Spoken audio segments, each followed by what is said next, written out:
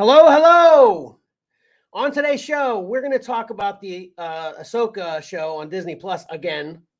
And I also have an old school love that's come back around to play. Mike is ready to shock the masses with the Cover Combat 5 champ. And Patrick asks if you would like your collectibles biggie sized.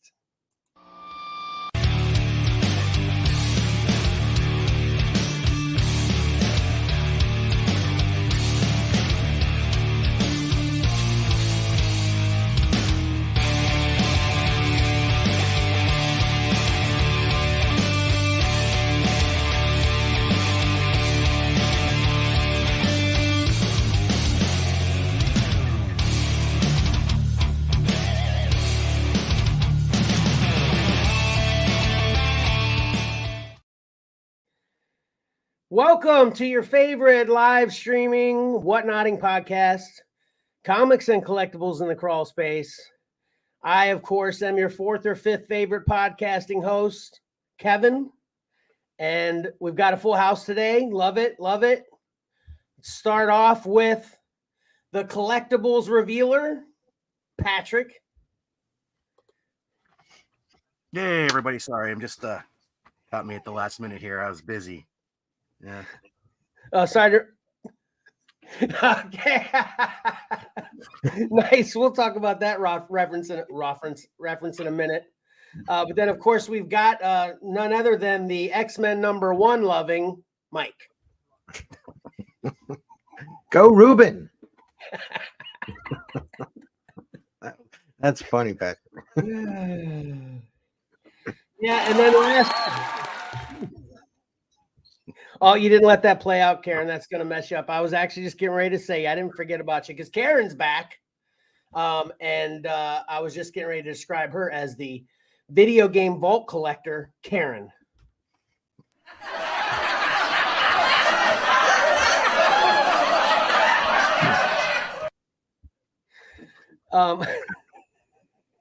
That's a little bit of a teaser with my teaser. We'll talk about that later. And then also, too, punctuation, kids. That's all I have to say. Punctuation is important when writing and reading, okay? Because could you tell my punctuation was off? I had a comma after the Patrick asks, so it paused. But it was just I should have just put it to that's why I butchered the intro. Not that, if I didn't have a butchered intro, it would seem wrong, I guess, right? Yeah, I didn't even notice. Oh, okay. I just read my. I had you on mute too, so I'm sorry. Okay, yeah, that was the important thing I butchered. It was the sound. All right, so yeah, exciting episode. Mike, obviously the reveal is going to be a little short-lived with Cover Combat, which is, of course, bittersweet to finally get to a champ, but it's short. But then the cool part is we then get to recap the season in general, find out everybody that who everyone had, who they submit, right, what covers they submitted, and then Mike or Patrick does a really cool graphic showing how everybody's fallen off. Which props on the TikTok video this week, Pat. That was awesome. How it showed the genres falling off. That was great. Yeah, good stuff.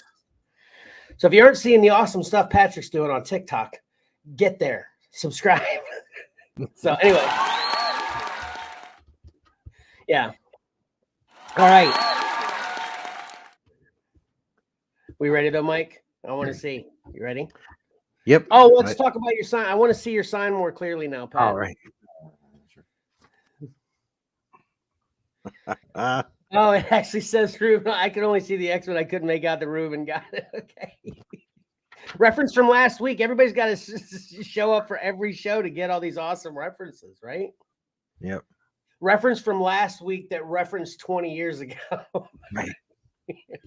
All right, here we go. All right.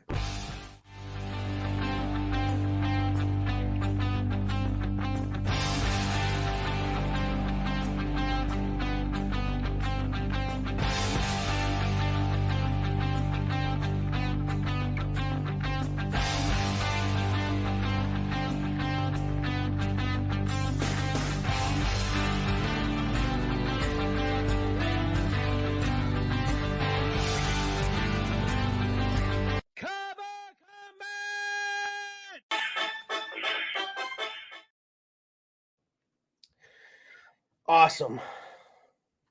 So do you guys read my little notes that I attach to the invites to come into the live stream? Or No. you just click on the link? Yeah, I just usually click on the link. Pat, did you read it? Yeah. I can't remember what it was, or you were nervous, or Yeah, I'm seriously scared. yeah, you're okay. Yeah. I'm sorry. I didn't read that.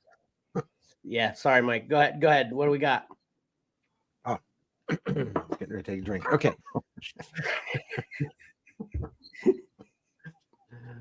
All right. We're here. We are here. I'm surprised. Looking back over, they're here too. Our studio audience is here.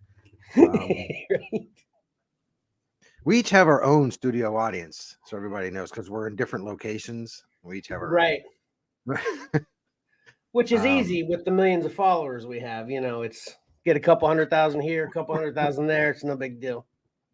Yeah, a lot of volunteers. I send Patrick all of the covers so he can put his thing together today. And I was looking at the covers that were eliminated. And then, these three fought their way to the end. And I'm surprised, not to keep dogging on that X-Men. I'm just surprised that one made it. It is great. It's just incomplete. You keep saying that, but it's not. I know. Yeah, it is. No, it's not. What's he shooting at? What are they angry at? If you had that for an incomplete standard on a cover, there'd be so many incomplete standards. I mean, so many incomplete covers. It's just a connecting cover. Doesn't make it incomplete. It's just a connecting cover. It connects to the rest of it to complete the picture. No, it connects to three other covers. This is one complete cover and connects to three other complete covers that are awesome when they go together. You're the connecting cover lover of the group. What the heck is that? I know. You just want to hate this book for some. I even go nuts for connecting covers that exactly. Like the Carnage ones that did. Well, stop bashing yourself then when you're talking about how this is incomplete then. All right. Bashing myself. Okay. You say that all the time too, that you set yourself up to talk yourself into a. I don't know how you refer to it all the time, but when you say it, it's pretty funny. Yeah. But we love this cover. Yeah. Right, Pat? I'll love it after this. I'll love it after it's after the competition is over. Okay. Fair. So I'm gonna eliminate the first cover. Oh wait, no, how did I do this? Hold on, I just want to make a comment about your comment. I thought you were going to continue on with your starting comment about how we got to and we're at this end now. Okay.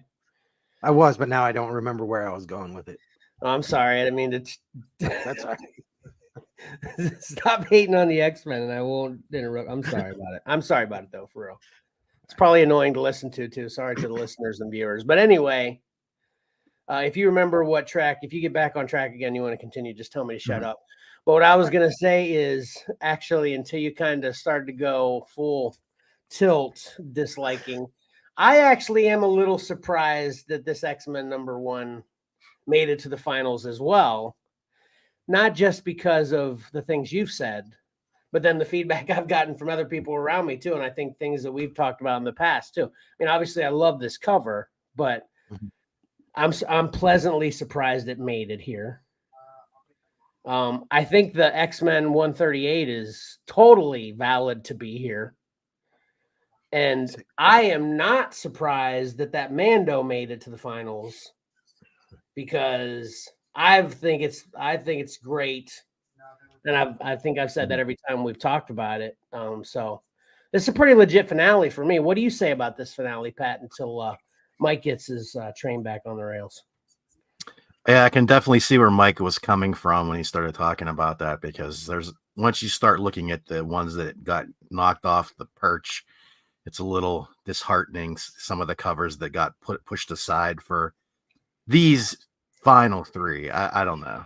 What about the What about the X-Men 138 though? Don't you think that?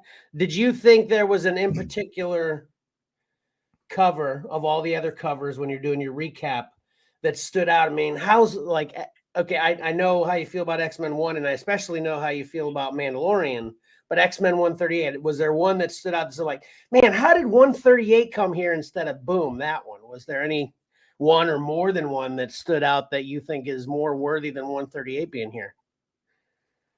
I mean, 138 is definitely a Not classic and deserves one to be one there. 138 isn't in the competition. It's 136, but that's right. Yeah. Oh, I'm sorry. I keep saying that wrong. I'm sorry. Sorry about the podcast listeners. Obviously, the viewers can see I'm just an idiot, but podcast listeners 136. Sorry about that. Yeah.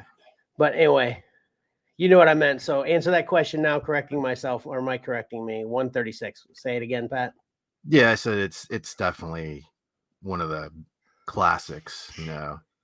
So it's valid Even, to be here in your opinion. yeah, even X-Men 1 is sort of entering into that territory, although it's sort of incomplete. But you know, then we got possibly a new modern classic in the Mandalorian. I don't know, and I to give the Mandalorian cover a little more credit. Once I saw a full size image that you can actually see the details a little better, I liked it better. But I scratch my head and wonder how it got to the final three. Gotcha. Yeah. All right, Mike, did you did you get back on track with other points you wanted to say that I cut you off and you forgot? No, I think I was making it up as I was going. That's why Okay. I didn't really think of anything. Well, let me present that same question to you then. So obviously I know how you feel about X-Men 1 and Mandalorian. Was there any covers as you were recapping the season again that you stood out to you, that how did 136 get here instead of blank or multiple blanks? Well, I feel 136 deserves to be here. Okay. It's the X-Men 1 and the Mandalorian that I just don't think were as good as some of the others. Right. So that's why I keep pointing out 136. So to both of y'all, 136 is valid. It should be here, right? Correct. Okay. And have you warmed up to the Mandalorian at all, like Patrick did a little bit, Mike, or not? I like the cover. It's just in this competition, I just don't think that it and I like Care Andrews. I mean, he does a lot of really great stuff. Yeah, it's just this one doesn't resonate with me much. It's I think, that's why I cannot wait. And I'm serious. I'm going to start a major campaign with sending messages, blam, blam, blam, out like crazy whenever we do the viewer submission cover combat, because seeing a whole different realm of possibilities is going to be extremely interesting to begin with. But then that's why I think this Mando, this is like Pat was saying, a modern class. I mean, this is kind of modern, awesome style to me. And obviously it being Star Wars, it tickles my fancy a little bit more. And obviously it being a Mandalorian tickles my fancy even more. So I can super appreciate this Mandalorian being here. Like I said, the only one I'm kind of surprised about, but for, just because I kind of see where you're coming from, although I don't dislike it in any way, shape, or form, is X-Men #1 compared to the others that we're in. And then the 136, deserves to be here. So I think we're kind of all on the same page to an extent, Yeah. I'm just not surprised about the Mando based on how much I love it, and our voting pool typically, is younger than us substantially. Yeah. So. Yeah, they're Star Wars and Mandalorian fans, whereas they're not big X-Men fans. So. Yeah. Right. No, I'm trying to remember. I hopefully I didn't outsmart myself. I tried to switch it up a little bit on how I presented the winners. I think I just did this last night. I think what the next thing we'll see here is one of the covers moving on. Hold on a second. No, that's how you the first thing you usually put up is number 3. Right, but that's not what I'm doing here. Oh, you're changing it. Oh, gotcha. Okay, gotcha. Yeah. So what I think what we're going to see here is one cover, and it's one of the ones that made it to the final two. So then you're going to have to decide, okay, now which of the two I'm not seeing is eliminated. Okay, hold on a second. So the next book we're seeing, we know is one of the final two. Yes. And then you're going to show the two Yes. and then take one of those away. And then, Yes. okay, gotcha. Yeah. I sure hope I can track with this. You tracking with this, Pat? I'm tracking. I just hope Mike's tracking with himself. Right. He's going to be like, oh, wait, that was actually. Well, I had it all done the standard way. It's like, okay, this one's eliminated, blah, blah, blah. And then I went back and redid it. Because I Okay. thought, oh, that'll be kind of fun. So you had a great idea by yourself and implemented it by yourself. I love that kind of risk. I love it. Just you're doing it, Mike. Yeah. Well, it was also after I'd already completed everything. Okay. So, all right. So let me jump forward here and let's see if I'm right. Okay. All right. There we go. Yep. So obviously, no surprise to the three of us. Uncanny X-Men 136 is part of the final two. Okay, hold on a second. This could be awesome. This could be totally epic, Mike. And I just want to state this for everyone listening and watching. This is a totally uncoordinated coincidence. The fact that I would have this whole monologue with you guys about how this is obviously the one that's deserving, right? Yada, yada, everything we just talked about. And then you're doing it this way. It's kind of fitting, right, Pat? Yeah, but if I use like reality show logic, that means this didn't win. Reality show logic. Yeah, like they always tease you. If they're going to show this one, that means it probably didn't win. Yeah. So right But, now, you know, but I think this is where Mike was going at with this new idea. He's thinking, okay, now are you thinking this one won because I'm showing it, or didn't it win because So we'll see. Okay, I see where it you're go going. either way. Yeah, it's the whole, do I drink the drink in front of me? Right. All right. I can't remember what this next one is. Oh, it might be geez. the eliminated one. I'll let you know when it pops up. All right, here we go. Next up. Oh, there's the final two. Okay, So so yeah. what is it? So it's the Mandalorian #2 versus Uncanny X-Men 136.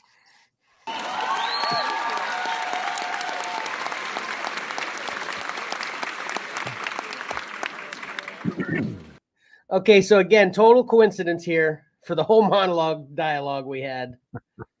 That X-Men won, it seems just that it is the first one that has been eliminated from the final three. Correct. Okay. So the next one we're going to see now is the winner. Maybe. Oh, Can't remember what I did. oh my God. First, we're going to see the loser. All right, here we go. Let's just see what happens. Oh no, it's the matchup.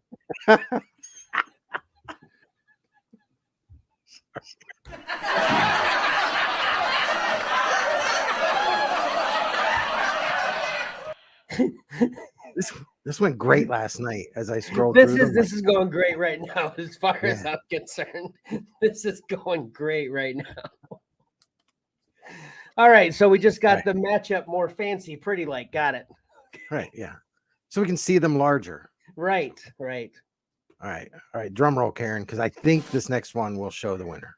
Okay.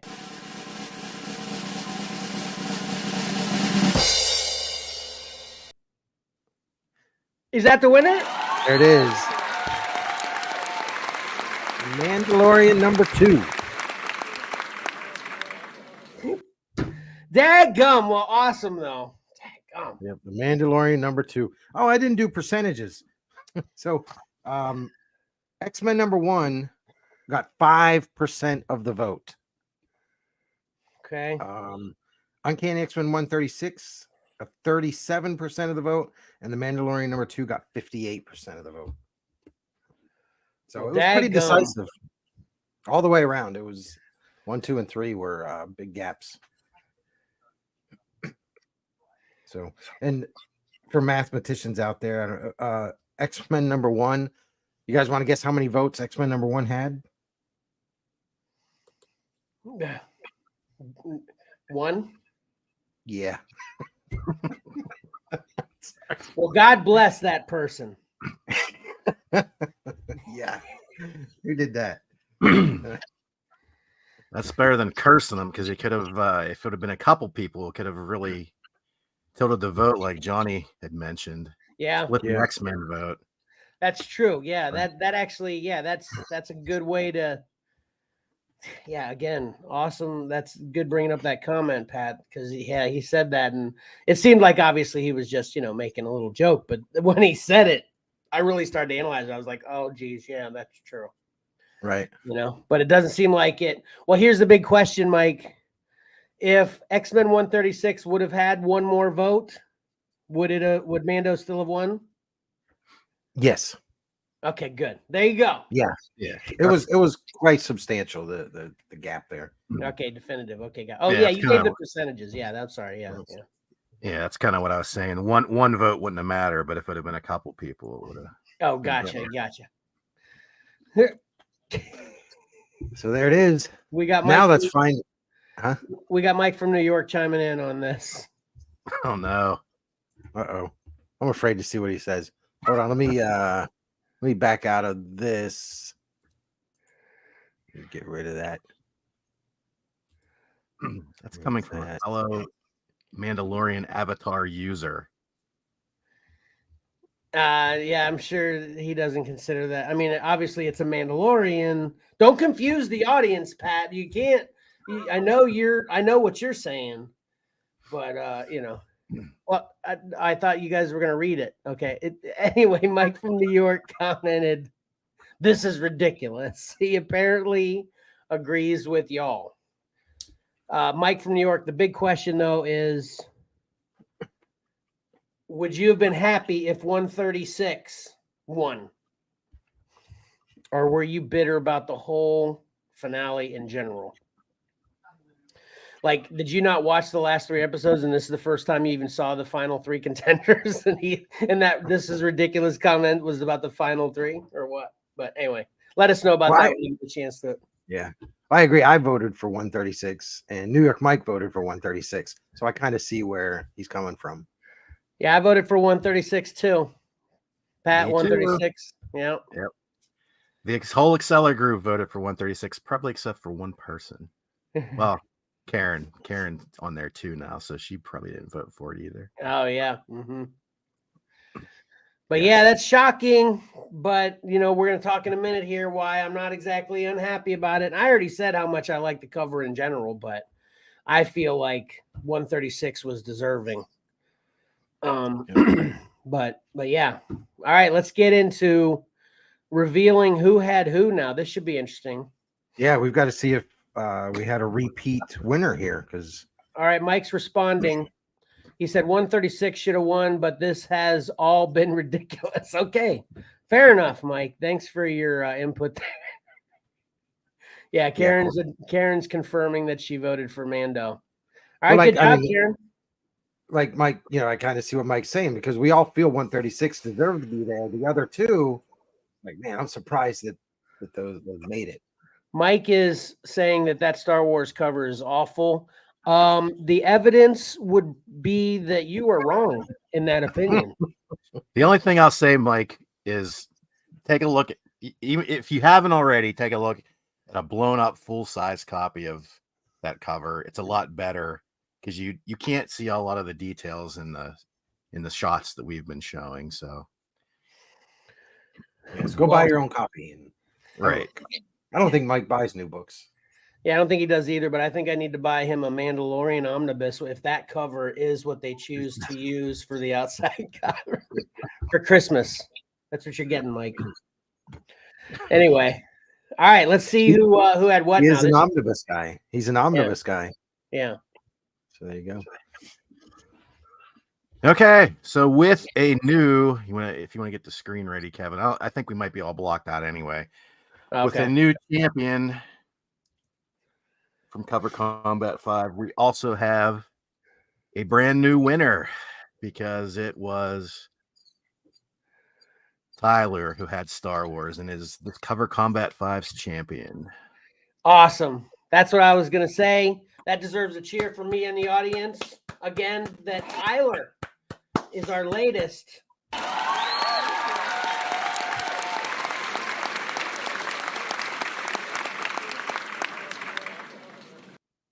Or I should say, like you said, Pat, newest Xcellar group member to finally join the Cover Combat Champs. So I think everybody's got one now, or no? No. So if everything stays the same, Johnny is going to win next Cover Combat, right? Right. Yeah. Let's see. Look like did Ty lost something in every round? Yeah, he was pretty consistent going along. He never had any major Mm-hmm. drop-offs there. So it was kind of interesting. Yeah. Well, And I There's think a lot of folds. All those capes and folds. right. That is true. Yeah. I mean, they're all great. The only one we talked about it with the Knights of the Old Republic being the, head scratcher a little bit, but it's not a bad cover. It's just, is it a champ? But yeah, all these are great. Having them all together is a very interesting thing to look at too. Yeah, it is. All right, Mike from New York chiming in saying there's only one he loves there, or he likes. Which one is that, Mike? Share. I'm gonna guess the Princess Leia or the Vader. Black and white. Black Vader. and white. Yeah. Yeah, I think the Leia. I think he likes Dodson. I put him as a Dodson guy. My favorite one is Obi-Wan and Anakin. Well, my favorite one is the Mando one, but then I would say my second's the Obi-Wan, Anakin, and then the Princess Leia. Those are my favorite of those. Those are my favorite three. Well, let's see who knocked off Tyler while we're talking. We can get to that. Okay. Okay. Oh, nice. Pat, you're so awesome. Man, I'm telling you, if anybody's listening to this in the podcast and you don't get the visuals on this, it's impossible or not impossible. It'll just take too long to describe everything Pat just put up. But it is so awesome. Yeah, Leia. Yeah. Oh, yeah. That X-Men X-Men #1 beat out Princess Leia. Yeah. And again, as unfortunately, last Cover Combat, I didn't have a chance. I didn't have time to do this. But I will give myself the excuse that I may have made a mistake, but I tried my best. It was even tougher this time because there was multiple Obi-Wans and Houses of Mystery or whatever, Yeah. So it got a little confusing, but hopefully I tracked it all correctly. Well, I'll buy it. It looks good to me. Yeah, it's awesome. Yeah, so that's so cool. Yeah.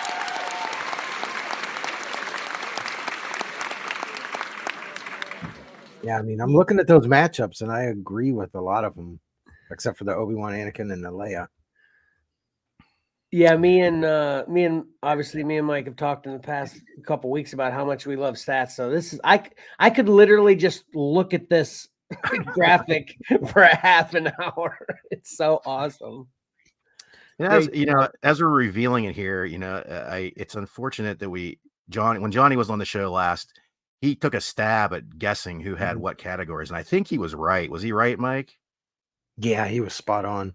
Yeah, I thought he was. Unfortunately, there was no videotape to go back and check. Yeah. So, right. Did we explain? I mean, I know we kind of beat around the bush a little bit regarding the Princess Leia submission.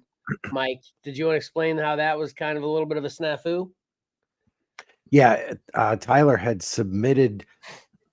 He sent me pictures. He sent me the actual covers, and what's this number 2? I think is that number 2 there? I can't even remember. Is that number I'm not sure. 5? Yeah, and I think he actually wanted to submit number 5. And that's the one he had sent me. But when I went looking, for some Yeah, that's reason, number I 2, by the pulled way. number 2, and I sent him a list and a picture of all the ones that I selected, and he's like, "Yep, that looks good." So it was mostly my fault doing it, but when he verified it, he verified the wrong one too. So he gotcha. It was a team effort. Yeah, that's what we talked about. Yeah, Okay, yeah.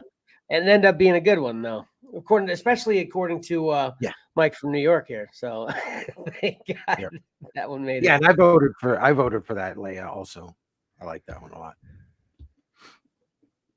I definitely voted for that round, that elimination round. All right. So we'll go with the runner-up, who had 2 covers in the final 3 for Cover Combat 5. And that was the X-Men and Kevin. Yeah, man. I was so confident I was a shoe-in up until about yesterday. I'm like, oh yeah, one of those is gonna win, but then I started rethinking it, and that's why I sent you that message in the email that man, I'm scared because obviously it's evident why I'd be scared, but Yep. Yeah, the X-Men one, I think 101 should have been there. The 268 should have been there over that X-Men one. But yeah, I'll be interested to see who eliminated. Yeah. Man, I love all those covers. Goes without saying, I love all those covers so much. I think that's a great list right there. Yeah, I'd cross one off that list, but What the X-Men number? Well, the Jim Lee 222 X-Men for number 1. Maverick. Oh, that's right. God, see, I'm not joking. That's never going to resonate with me because I find it to be such an impossibility. My memory refuses to remember that you don't like that cover. Yeah, I like all the other ones, but yeah. Dadgum. Okay, I'll forget it as soon as we're done with this conversation again. That's okay. Let's see who knocked Kevin off. Oh, yeah. Yeah, that sucked. Obviously, my 136 knocked off the 222. I hated when that happened. Yep. Hate eliminating yourself. Yep. The Jenny Frisian death knocked off the 101. I could see that one. Yeah. Yeah, definitely some good matchups there.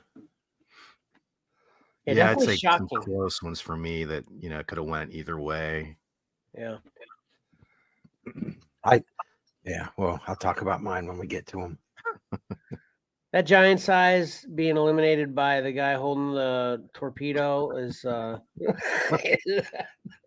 that's what I was going to talk about. I seriously thought that Dreaming Eagles was going to go way further than round 2. Really? Yeah. It's a great cover, Mike, but I just think the recognition factor is just not there for the common collector or the common viewer, listener. Right. Yeah, I guess I'm gonna put myself in that crowd because I'm still not appreciating it. Yeah, it's really good. You'll have to explain it to me a little bit more when we get there. And then the Phantom Stranger obviously is awesome, but I totally thought the remarked edition X-Men would have beaten it. But anyway. Yeah. Right. Okay. Whoa. What the heck is that? That a screen name? Yeah. Somebody's commenting. Sorry, I can't really figure out most of the screen name on there, my friend. But he's commenting Mandalorian X-Men. Okay. Yeah. Tough choice. Yeah, I mean, if you're a fan of both, then it's like the perfect matchup. Exactly. Yeah. All right, let's take a look at mine. And I was Vertigo. Shocking. I was sure Mike was Vertigo. Dadgum. No. And you'll notice here I'm going to do something, Mike. This is in no means, don't take offense to this, but I didn't even realize this till I was compiling these, that two of my covers were not exactly the right covers. Oh no. The Sandman in the bottom corner there by J.H. Williams, there was a variant of that cover, and that's the one that ended up in the in the cover combat, it But was this you- guy. So Is that the it's one? the Is that the one I put in there? yeah, that's the one that was in the cover combat. And Okay. it's the same cover, but if they like took away a color, you'll see the other one here. Oh yeah. I Yeah. see. Yep. Not saying it would have made it any further or not, but that's one of the reasons I probably picked that one, because it was so colorful. But even Yeah. I didn't notice until this final Yep. That one is pretty. now I got put together. The other one was the Fairest cover. I think the Fairest cover that got put into the combat was like a preliminary thing. It's hardly different. Oh. It had the text going down the side, sort of covering up her body a little bit, whereas the I final see. final The one that I version, put in. Okay. yeah. Sorry about that. No, that's what I mean. I didn't even notice until last night. So Yep. I was like, wait a minute, what's going on here? Yeah, I try to find the high def pictures of these, since I know a lot of times they're small on the screen, so you want the best copy. Yeah, it's tough. I know. Believe me. So yeah, These are great. The only one I thought was wonky was Fables, and just because of what I saw that we talked about, but yeah. This was thank God I didn't have vertigo. I wouldn't have known which way to go. You did a great job, Pat. Let's see. yeah, the Fables cover I thought would have got more attention because of the kitty cat. What the heck? Right. That's probably one of the reasons there's a ton of Fables covers I could have picked from. Yeah. And I think the cat was probably one of the main thrusts of me picking that one, but it didn't do me any good. You're like, this will get me a couple cat voters. Got it. Yeah, exactly. It did not. And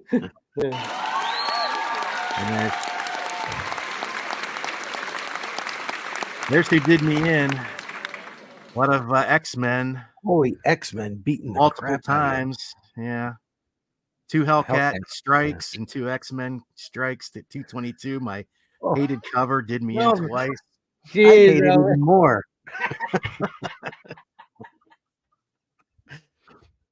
I know you're probably saying that kind of tongue in cheek, but that actually has to be a little valid, right? I mean, that might explain why you hated. The hate is moving forward. It seems. No, I wouldn't hold that against it. It's just pure artistic commentary for me. I just don't like that Silvestri cover. And of course, that 222 eliminated the 2 incorrect covers that I used. Oh.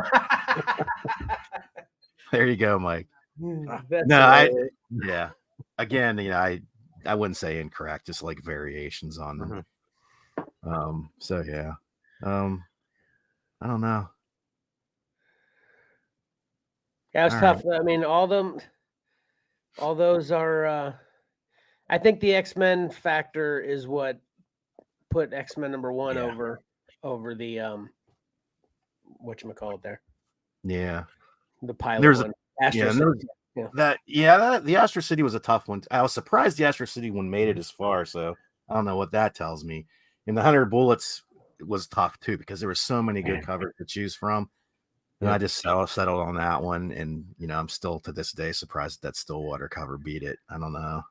Yeah, I'm surprised at that as well. So Mike, this begs to ask another question that we didn't even think about. We didn't have to in other cover combats. What made you give Vertigo to Pat? I mean, obviously, I think it goes without saying why you gave me X-Men and why you gave Tyler Star Wars. Why did you give Pat Vertigo? What was your thoughts on that? Because I know Vertigo has a lot of the the artists in Vertigo are popular, but they're kind of more popular artists, I guess you can say. I mean, I know there's Alex Ross and stuff like that. It's just their styles were more in line with what I think Patrick appreciates in art. So, nice. That's why I went with that one. Yeah, it was definitely an interesting exercise. I enjoyed looking through the covers. It's kind of funny because the only books I probably own on here are that Satana and that Astro City out of all of those. But it was still, it was cool. And I tried to pick artists, that I really like that had dipped their toes into the Vertigo universe. So that was kind of fun too. There's a lot of people that just didn't make the list. Like Mike Allred had a bunch of covers I wanted to get in there. Darwin Cook had one, but yeah. So was Mignola even a possibility in Vertigo ever? No. Yeah, he had a Sandman cover I contemplated, but I went with the J.H. Williams Sandman instead. I think you said you were going to take a break on Mignola last cover combat anyway, so He usually gets beat up pretty bad. Yeah. That's awesome. All right. Yeah. So let's move on to go ahead. Real quick, what's funny is, I submitted the Vertigo. I never in a million years thought that you would use the Jenny Frisian variant there, that death cover. And then when that came up, I was like, son of a gun, man. I love this cover so much. That's what totally took me off the scent of it being anyone else but you, Mike, because obviously we've talked about this a lot as of late. So as soon as I saw that, I'm like, oh, Mike has Vertigo.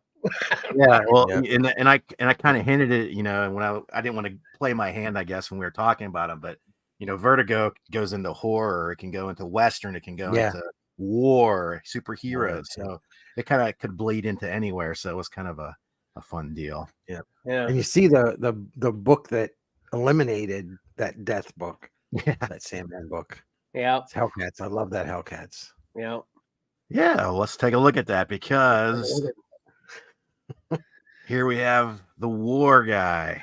And that was Mike. So I had the Hellcats going against one of my favorite Jenny Frisian books. Yeah, that's what who you voted for, Mike. Sorry. I voted for the Hellcats on that one. That's okay. I gotcha. I was getting desperate, man. My books were being eliminated. I know. See, this is now it's totally coming together for me too. I think I mentioned that me and Jesse were having a hard time when we were just speculating who had who, because I was so sure Mike had Vertigo. So then I was like, okay, who has war and horror? Is that Johnny? And because I figured Mike from New York, obviously we don't know that yet, but I figured Mike from New York had Spider-Man. But yeah, I was like totally thinking, does Pat have war? Why would Mike do that? I mean, it's totally was messing with my head just because I had the step one messed up by assuming 100% you were Vertigo. But anyway. Mm-hmm. Yep. These are great. Okay.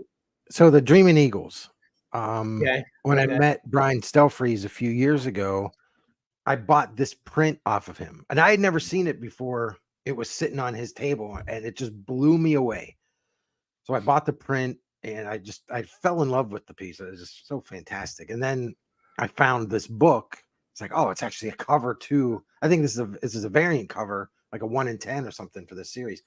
So I'm like, holy cow, this is a shoe-in because I absolutely love it so much. Everybody else is gonna love it too. Wow. I don't hate it. That's for sure. I don't dislike it anyway. I think it's a good cover. It's just being that amazing to me, I can't or being that amazing to you, I can't relate to that. But I mean, it's a good cover. But obviously Patrick is more on track with you too. Brian Stelfreeze is an amazing painter. His color work. There's a ton of other artists out there that look up to him, is the be all end all as far as his color composition goes on his covers. And he, I do really love that cover. Yeah. Okay. Maybe that's oh, sorry, Mike, go ahead. I was gonna say the Superman was I was desperate for a superhero title. Yeah. like trying to, everybody's into the comics for the most part, superhero stuff. I'm like, I need to squeeze a superhero book in there. And when I found that Superman, it's like, yes, I did it. I'm a shoe-in. Well, you know what I would think if I was gonna have a superhero and a war book that I'd find right away? Captain America. Yeah, definitely. What made man, I wasn't even tracking on that. That's so true. Yeah, I mean, there's a ton of the Nick Fury, lots of commandos and all that stuff, but but they were still not. I mean, Nick Fury, while he's in the superhero universe and all that, I don't put, he's not Superman or I think there's a lot of Captain America in actual World War comics as well. Yeah. I thought that Sure. Superman was a very cool and unique pick there. I like it. Thanks. Never expected something like that, and it's just a nice cover. That Hellcats is a dark horse. I don't know if it was the Hellcats logo with the Hellcat or what, but man, Well, I that's what think Mike so. kept saying. Yeah, without that, it's just it's like all the other ones. It's just soldiers running and getting shot at. But you throw that trade dress on there, and all of a sudden it's like, ooh, that's kind of cool. Yeah. I was like, while we're talking, we can throw up who eliminated Mike, and it was the Raymond family. Oh, Right. geez. Holy cow! Every single one of them. Dadgum. Look at that. Finalist. Yeah. So yeah, you'd have nothing to be ashamed about if the finalists beat you over half of your books. Yeah, and 4 X-Men, 4 Star Wars. Yep. All right, everybody. My X-Men collection and my Star Wars collection will be up for sale. Expensive. Wow. Wow. Yeah, well, you look at that Dreaming Eagles matchup and you wonder if it would have been matched up against a different X-Men cover, Yeah. That's true. Yeah. Wouldn't have changed my vote, but I could see where it could. And maybe as you were kind of this is why I like when you guys talk so artsy. That's maybe I don't kind of appreciate painting kind of looking covers on comics, but I can appreciate the art, but just, that maybe that doesn't resonate with me with a comic cover. Maybe that's what the deal is. All the rest of them do, but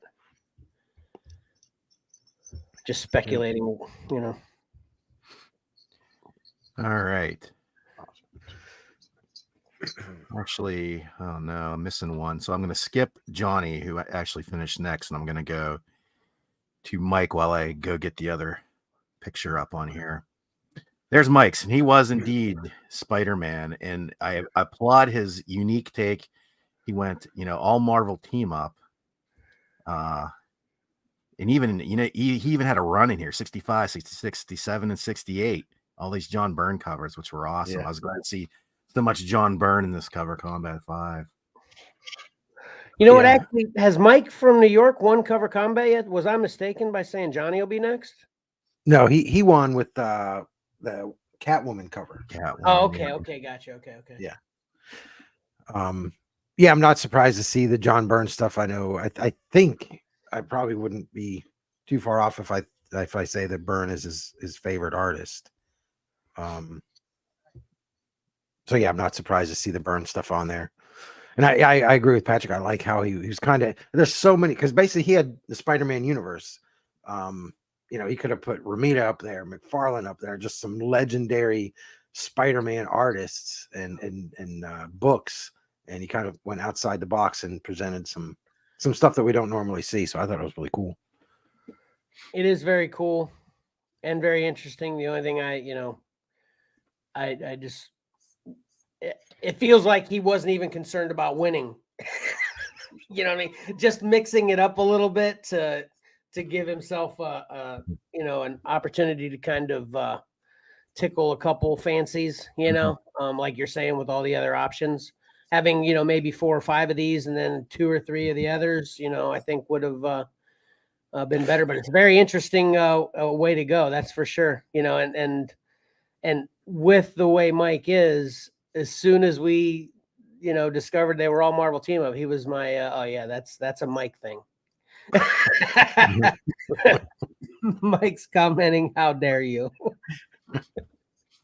But yeah, these are all awesome though. Definitely, So I say I'm not a fan of the Valkyrie one because of the big golden yellow sword. And then the Red Sonja, I was a fan of that one, but the other ones, yeah, I just absolutely love them. I think, maybe I think the sword one's probably my least as well. Yeah, it's either that or the Black Widow one for me, but the rest of them are all great in my mind. I love them all. Yeah, definitely. Okay, we'll see who took care of Mike. He's got a mix there. A little bit of Yeah, everything. little bit of everybody knocked him off. Yep. Yep. Oh, he's gonna be mad at me though. 3 X-Men. Sorry, Mike.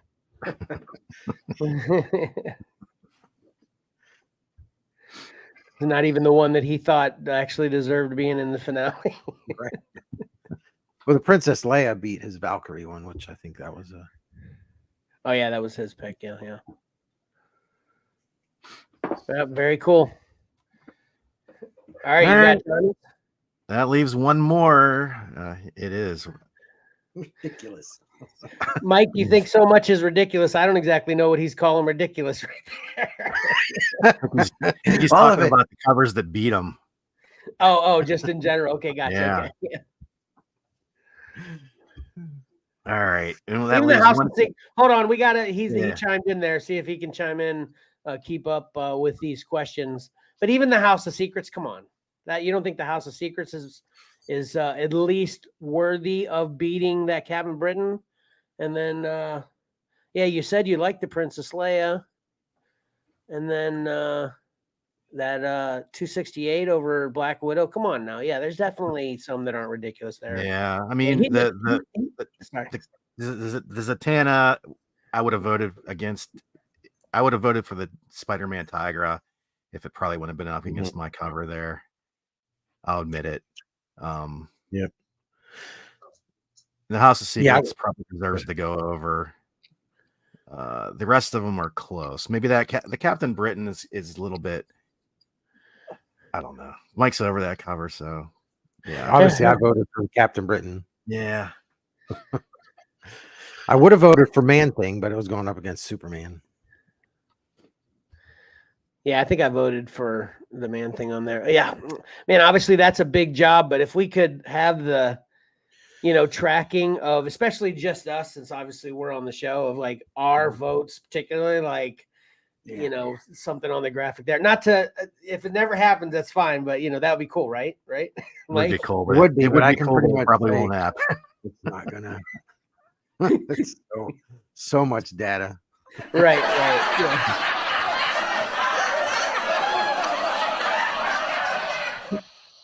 Once we're rich and it's a full-time job, then maybe we can hire minions to do that kind of work. Yeah. Right. Yeah. So we have one category and one participant, and that's Johnny. And he was horror, a surprising category for Johnny. I did not realize, maybe I was totally unaware, but I'm sure Mike had his reasons. You want to elaborate on that? Books. Johnny likes horror books. I did not know that. Okay. Just as simple as that, huh? Well, I think Johnny likes horror books. That's what yeah. Come back and say, they're okay. But I know he's a big fan of a lot of the old DC, like obviously Phantom Stranger, House of Secrets. I know he's a fan of those. And of course it's Neil Adams and Bernie Wrightson, were dominating that stuff back then. So that's why I went with that. Yeah, all these together now, I definitely like Stillwater the least out of the group. Mm-hmm. Yeah. Yeah, it's pretty awesome. That is a pretty awesome group.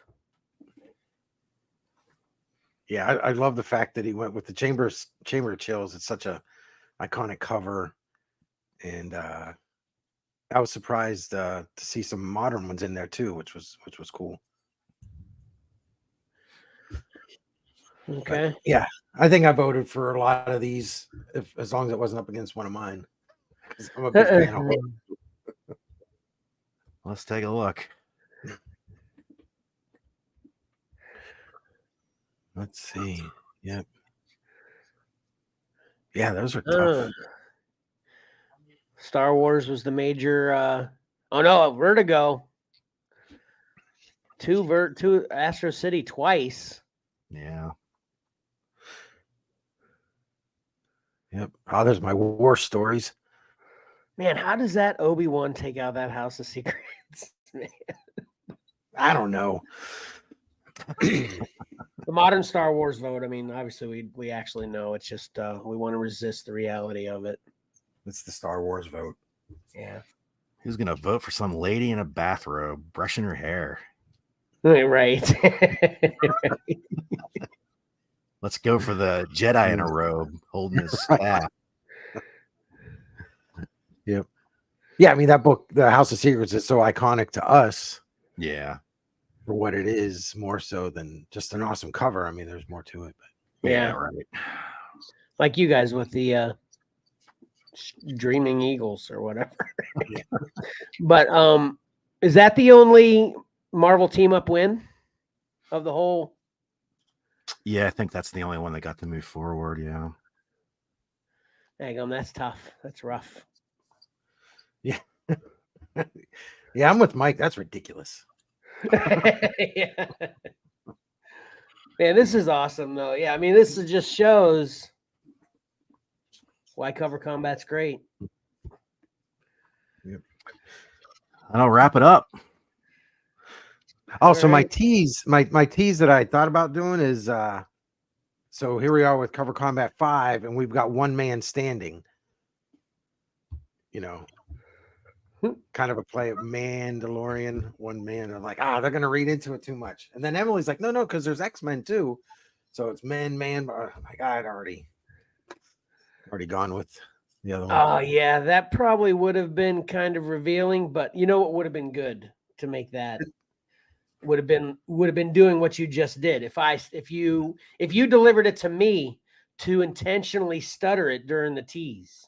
There'll be one man standing, one man like that. So you know how Great ideas come just about an hour too late. Yep. Hey, and there's a little peek behind the curtain for everyone. All my goofs are intentional. I'm playing around. I'm smooth criminal all the time. Interesting. All right, but that was awesome.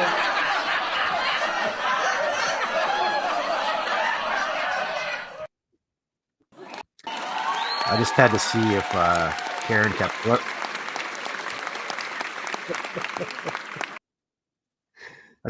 I had to see if Mike actually commented ridiculous that many times, or Karen kept throwing up the same comment. Yeah, that was a good question. That's a good question. What is it, Karen? What's the answer? I checked. Is it a bunch of separate ridiculouses? It is. Yeah.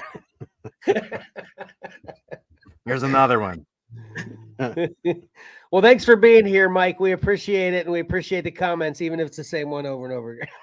Yeah. Maybe we should let Johnny pick the category for next cover combat. Okay. Fine. What's making you say that in particular? Just because you're liking comments Johnny's made, or you just feeling like Johnny needs some love right now? What's your thoughts on that? Yeah, because he's the one that's missing the championship. Ah, gotcha. That is a good. What do you think of that, Mike? I think it's good. New York Mike's probably going to think it's ridiculous. Oh. So. Well, let's talk about that right now for a minute.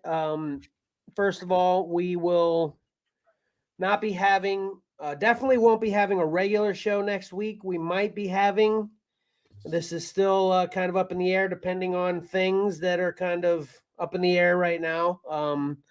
Whether we have maybe a short on location live stream next week at the Baltimore Comic-Con.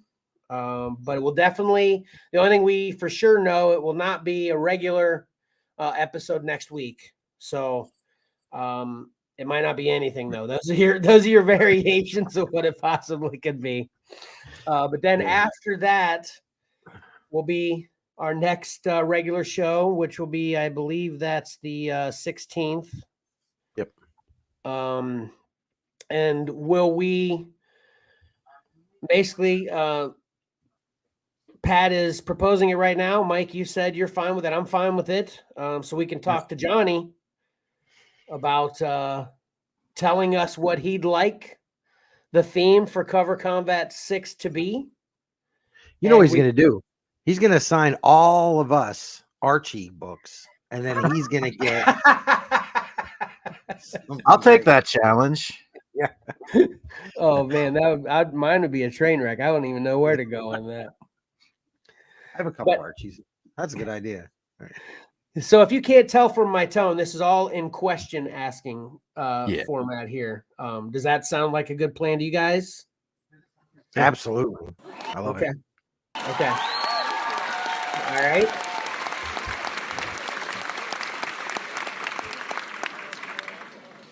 Studio audience confirms. So on the 16th, and we're kind of assuming right now Johnny will want to do this, which I think is safe to assume, but who knows? God forbid we're thinking crazy and Johnny's like, I don't want to do that. But all things going the way we assume they would. So on September 16th, our next show, we will reveal what Johnny has picked for the theme of Cover Combat 6. Right. And then I guess the show after that, we will be able to reveal the covers that we all submit for Cover Combat 6. Or will that be round one? How do we, kind of? Yeah, we usually skip a week. Okay. We announce it, and then we've got basically 2 weeks. 2 weeks to come with the covers. Okay. Everybody can come up with the covers, get them to me, and I can get everything sorted out. Okay, cool. Okay. All right. So then the 16th will be the theme announcement. And then that'll give Pat 2 weeks to come up with a really cool new Cover Combat New 6 logo. based on the theme as well. And then also too, and this is just kind of a side note, but we haven't mentioned it before, so I'll mention it now. The 16th will be Mike from New York's chiming in. He says he doesn't want any more Star Wars or Venom. Right. Mike, that is up to Johnny. Anyway, so on the 16th, though, will also be the first weekend or the second weekend of the month, which will also be our previews show, our next previews installment. Correct, Mike? It'll be the third weekend of the month, but second show of the month. Oh yeah, because this is the first one. Yeah. Yeah, that's true. Yeah. Okay. Yeah. Okay. So, but absolutely. Right, he'll agree. Mike's thinking he'll agree. Mike, I actually disagree because I think if he's gonna either pick my thoughts, he'll pick 70s or 80s decade, probably 80s, and there's a lot of great Star Wars, then in my opinion. So hopefully he doesn't hate on that, But I don't know whether Mike from New York would agree with that, more classic Star Wars being a good thing or not. But anyway. All right. Moving on. Great stuff. Somberly moving on because another cover combat is over. But we can have some fun with some other nostalgic things. How's that sound, Mike? Are you ready? Okay. Did you take a peek at my pictures? Do you know what my tease is about? I don't look at anybody's pictures before the show. All right, awesome.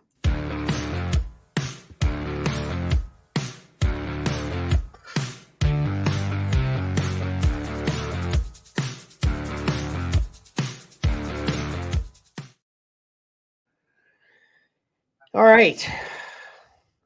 So, as you can see in the title, I didn't even lead with Ahsoka this week. I led with Cover Combat 5, obviously being awesome. But let's get this out of the way real quick.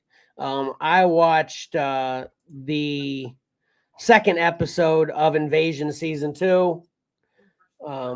We talked about how Season 1 was more like the season, or Episode 1 was more like the Season 1 finale, kind of is filled with aliens and action, and I enjoyed it quite a bit.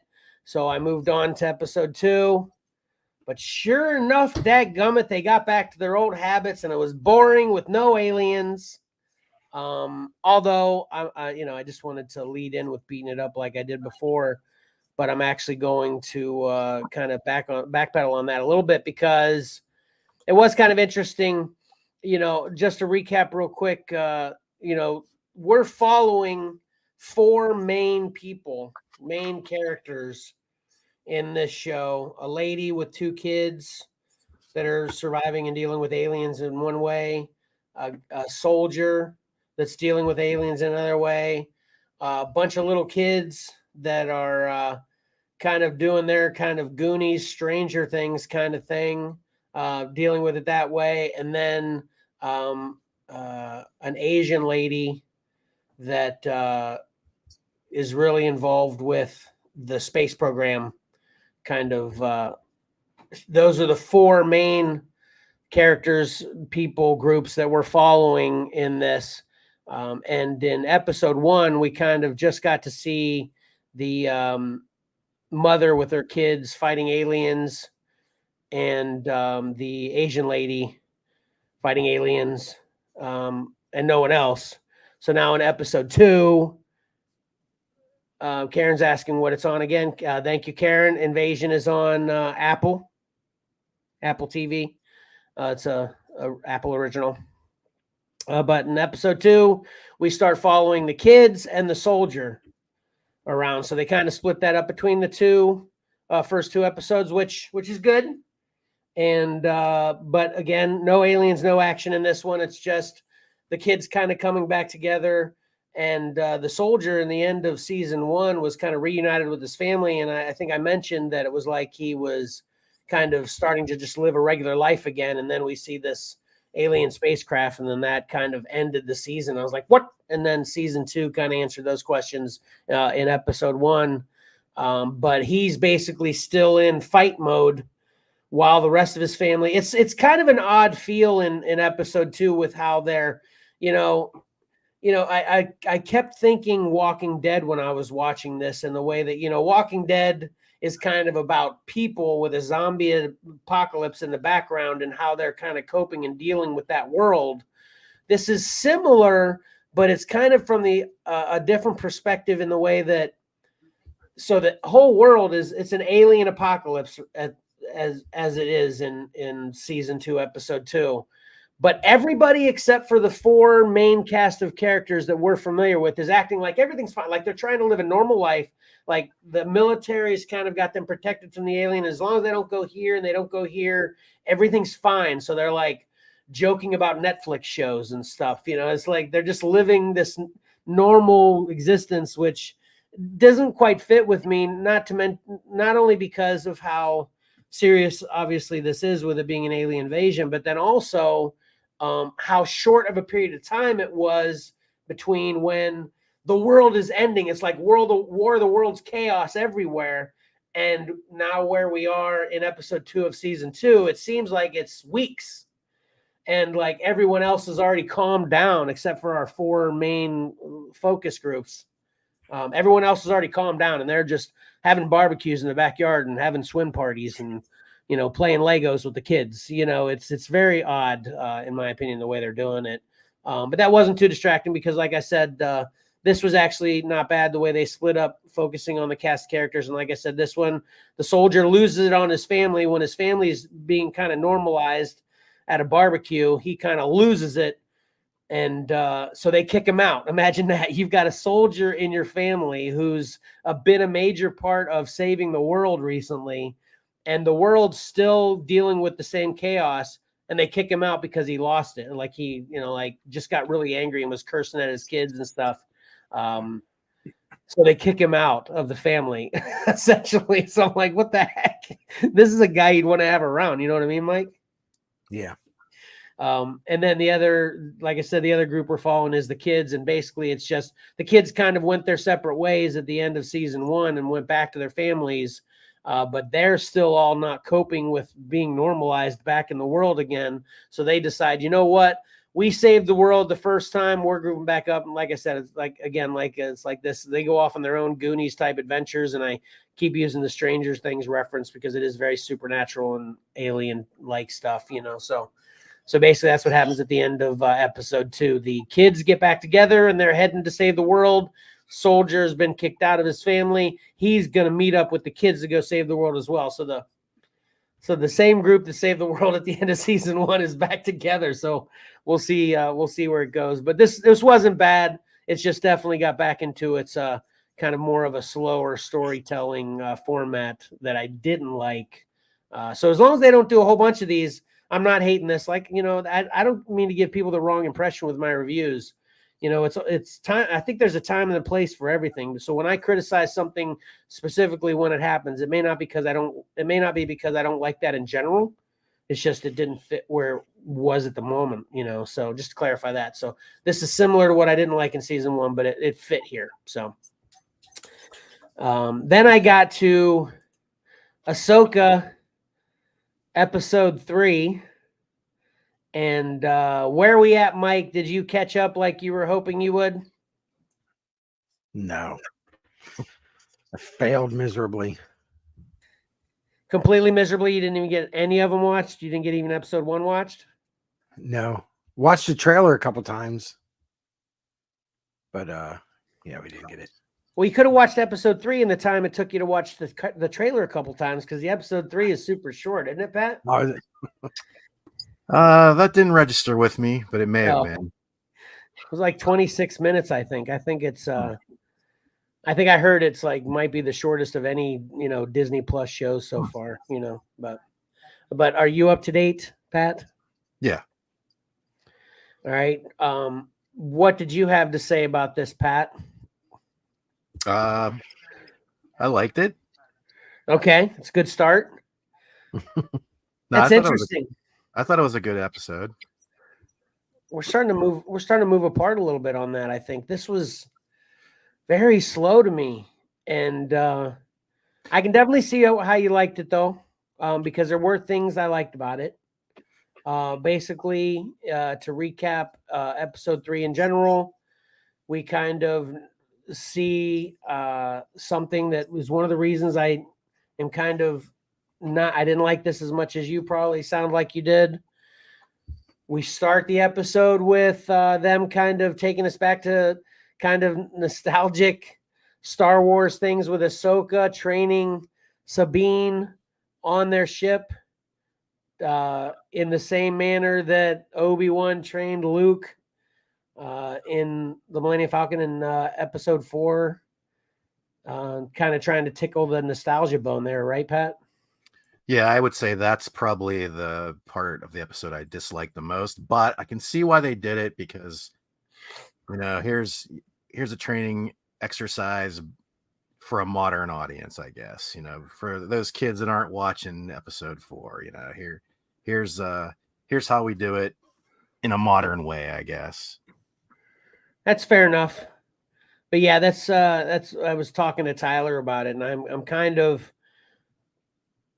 I think I said kind of over the rehashing kind of old things point, but I guess that's a good point. Is they're not doing it for us; they're doing it for the modern audience that may have watched that scene and not even realized it was kind of nostalgic for classic Star Wars anyway. You know, because it's kind of a cool premise to begin with. Obviously, we enjoyed it when we first saw it.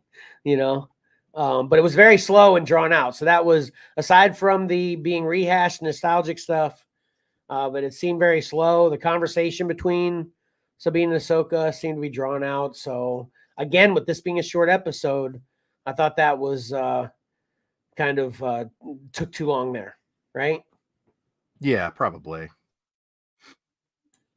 And then we get to Hera kind of pleading to the New Republic that you know, Houston, we have a problem and we need some help, which again, not the nostalgia again, but the drawn out. I thought that was kind of a little bit of a drawn out scene as well. And again, with a 26-minute, and I keep saying 26, I can be off by a few minutes, but whatever it was, you know, definitely under 30.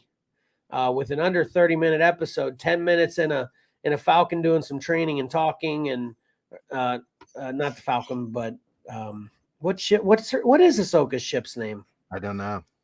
Huh, that's a good question though, isn't it? Yeah. You imagine it's got to have one, though all the rest of them do, right?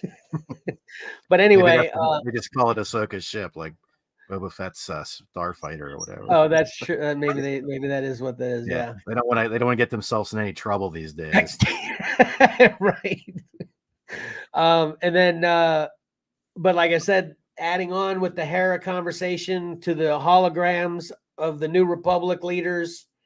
Seemed like another 10-minute segment that was kind of drawn. And I was like, oh man, is this, this is kind of long. Not that I should have been like, oh, like I was super annoyed, but I did think that was a bit long as well. And I thought it was a little bit silly as well that their response to her kind of requesting backup after what they just went through on a New Republic at a New Republic salvage yard.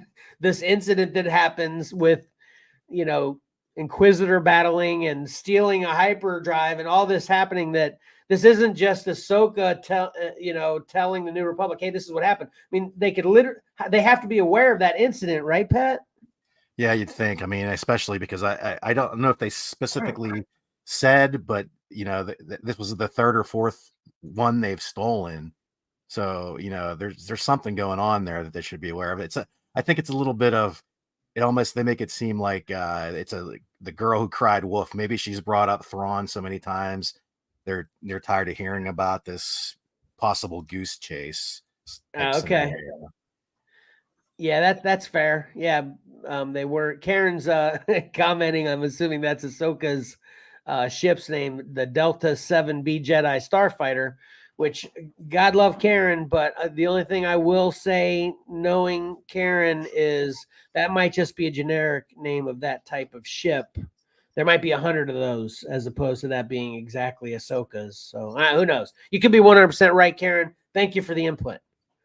But anyway, so then we move on to where it does get a little fun with them approaching the hyperspace ring that Morgan is working on to be able to access Thrawn's location. Correct, Pat? Am I missing or mispronouncing or misspeaking in any way there? Right? I think so. I think you're good. Okay. And then we get the 1942 looking airplanes in space that attack Ahsoka and Sabine. Do you get that reference I'm making there, Pat? Just they look like old World War II vintage planes or something. Is that what didn't they? They're the lamest Star Wars ships I've ever seen. They didn't make too much of an impression, I guess, on me either. Yeah, that was crazy. I thought it was odd that we were seeing a new ship. I think it's a mistake. Let me say this, maybe not odd.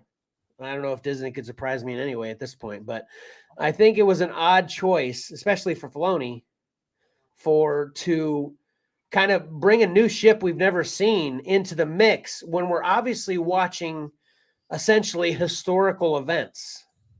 You know what I mean? Yeah, but that's par for the course, Kevin. Let's introduce a new droid, a new ship. Yeah, I know, droids, man. Yeah. Well, I could get behind some droids but with Starship, you seem like that would be more limited. But anyway, aside from that, just in general, I was underwhelmed by the way they look, because they totally look like vintage. They made no impression on me. Yeah, I didn't care for them at all. I thought they looked so silly, it distracted me through the entire scene. Even the pilots too of those ships, Yeah. They were generic looking too. Yeah. So then we get to the next nostalgia bait where they pseudo recreate what we've seen two other times before in episode 4 with Luke in the laser cannon, seat.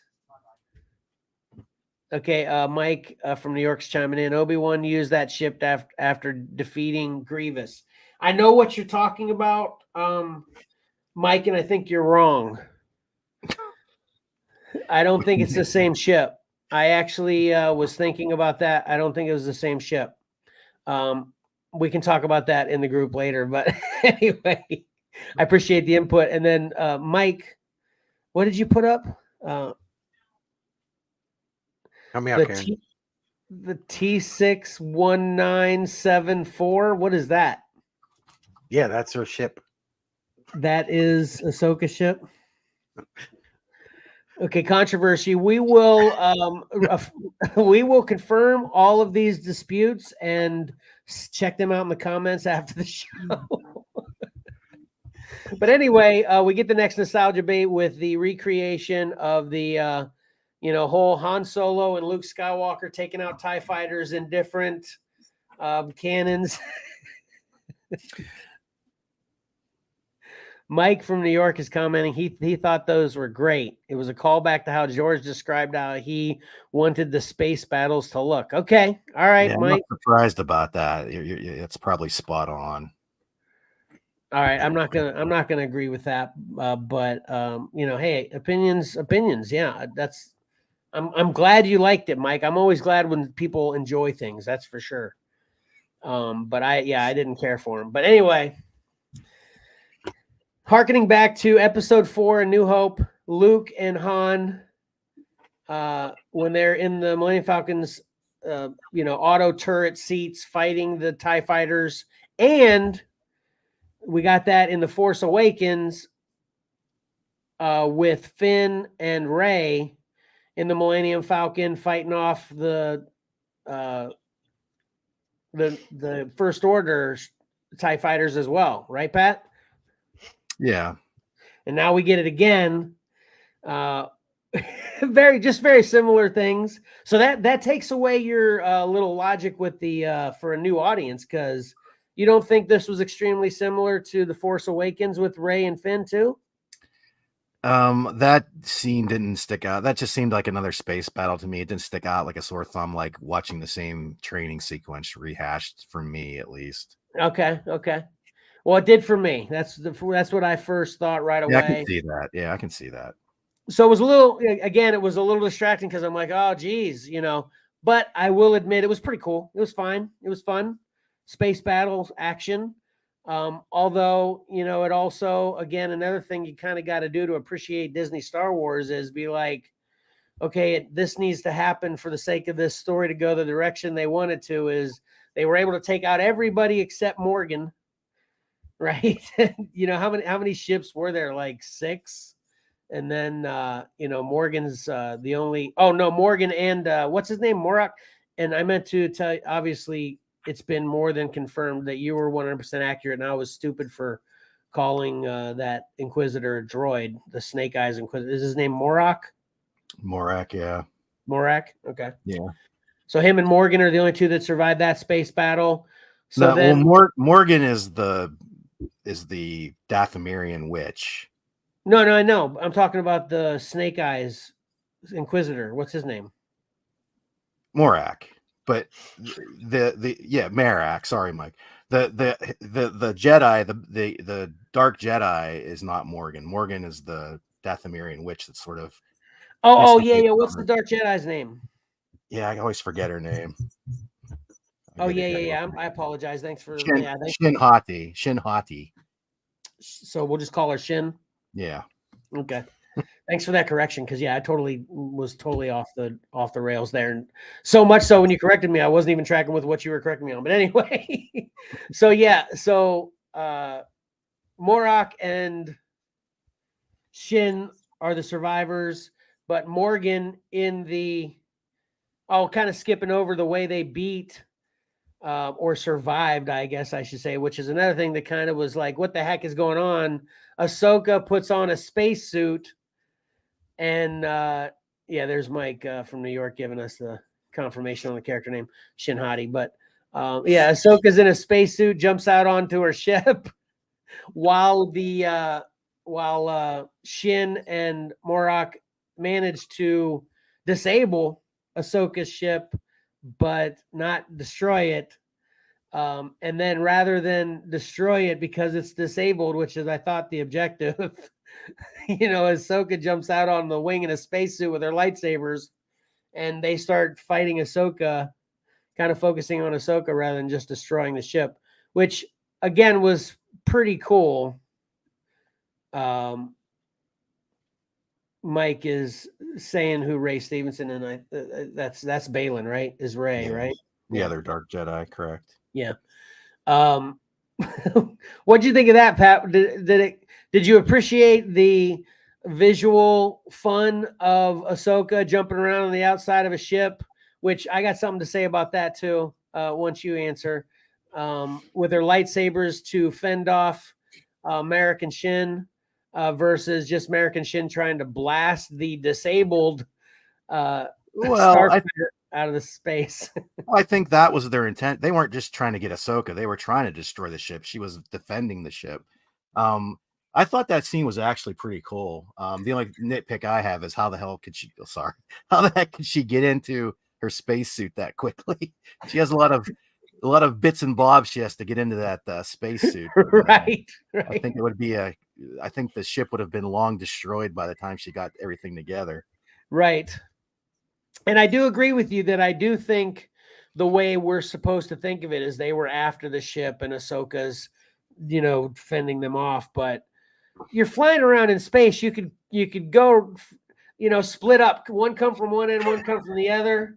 To blow up a ship, you don't have to come right down onto it. You could just use blasters from 100 meters away or whatever. You know what I'm saying? Or shoot a torpedo. Do their ships not have torpedoes? I don't know. Whatever. It again, like I said with Disney, to kind of appreciate Disney Star Wars, you gotta just go, okay, well, I guess that's the way it's got to be for the sake of this story.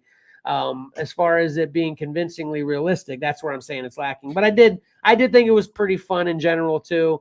I didn't actually think of how long it took her to put her suit on, which is pretty funny. But the other part I was thinking is obviously we're in a vacuum of space. There's no gravity. And she's flipping around. Now, I know she's a Jedi, so she can flip and force flip at will. But the way they visually made it look like it was her flipping, like it was gravity bringing her back to the ship, which there is none in space. You know what I'm saying? So that didn't, when I looked at her flipping around on it, I was like, didn't, you know what I'm saying? Didn't it look like they were having it be like it was gravity? It was a gravity flip where she's flipping and coming back down, My mind automatically filled in the gaps and said that she had some kind of magnetic type boots or something that would, ground her back on the ship's hull or something. That's just. Well, they did that. They did that later because then she actually gets taken away from the ship a little bit. Right. Well, Mike's saying the same thing as you. Mike from New York is saying the same thing as you, Pat, that it's gravity boots. But my problem with that is if it's the gravity boots that brought her back down when she was flipping and she was high, why did they need to basically smack her? They brought the Ahsoka ship's wing around to smack. Not they literally didn't smack her, but they had to bring it around to her for the gravity boots to grab it then. So again, my mind just filled in the gaps that she was too far away for them to be effective. So Sabine had to get in closer, and so she was close enough before and too far away the second. Okay, exactly. Yeah. Well, I'll buy that for $1. I'm fine with that. That's good. But just these little things that were like, where I had to consciously go, okay, whatever, in my own head. But anyway, it was, like I said, it was fun in general. And then why Morgan would tell Merrick and Mike, I get you. Why then would Morgan tell Merrick and Shin to leave her? I got this.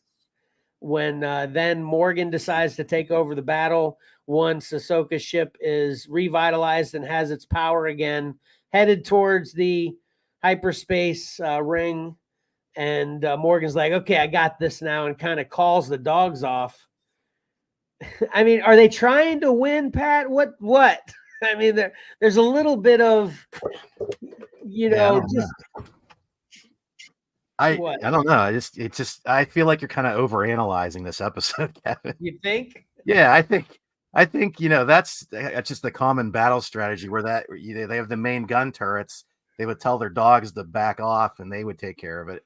Obviously, they're not very good at their job, and they couldn't nail the Ahsoka's ship. But yeah. Well, they survived, obviously, right. And then how did the episode wrap up? Remind me of that. They got down onto the planet's surface. Oh yeah. Mm-hmm. Yeah. And hid. And then they called Balin to kind of come do it himself, kind of, right? Yeah, they're gonna have ground forces come and eliminate them now, since they couldn't get the job taken care of in space. Mike is also criticizing me as overanalyzing things by saying the stuff you fixate on. I just need a little bit of logic. I get it, Mike. I get it, and I get Pat's critique of my criticism here too. But I felt like there was logic lacking in a lot of that space battle. But I admit it was fun. I enjoyed it, but I'm just, I didn't have Pat in my living room, and Mike didn't watch it. To after the show talk to you about or Pat about what I thought about those things, and now I'm glad I got y'all's thoughts, and now I can rethink about it after the show. You know how it goes, Pat. Yeah. Just come over and watch Ahsoka at my house, please. Yeah. You on your way next week? Okay. Hey, you actually are on your way next. Hey, that's a thought. Yeah.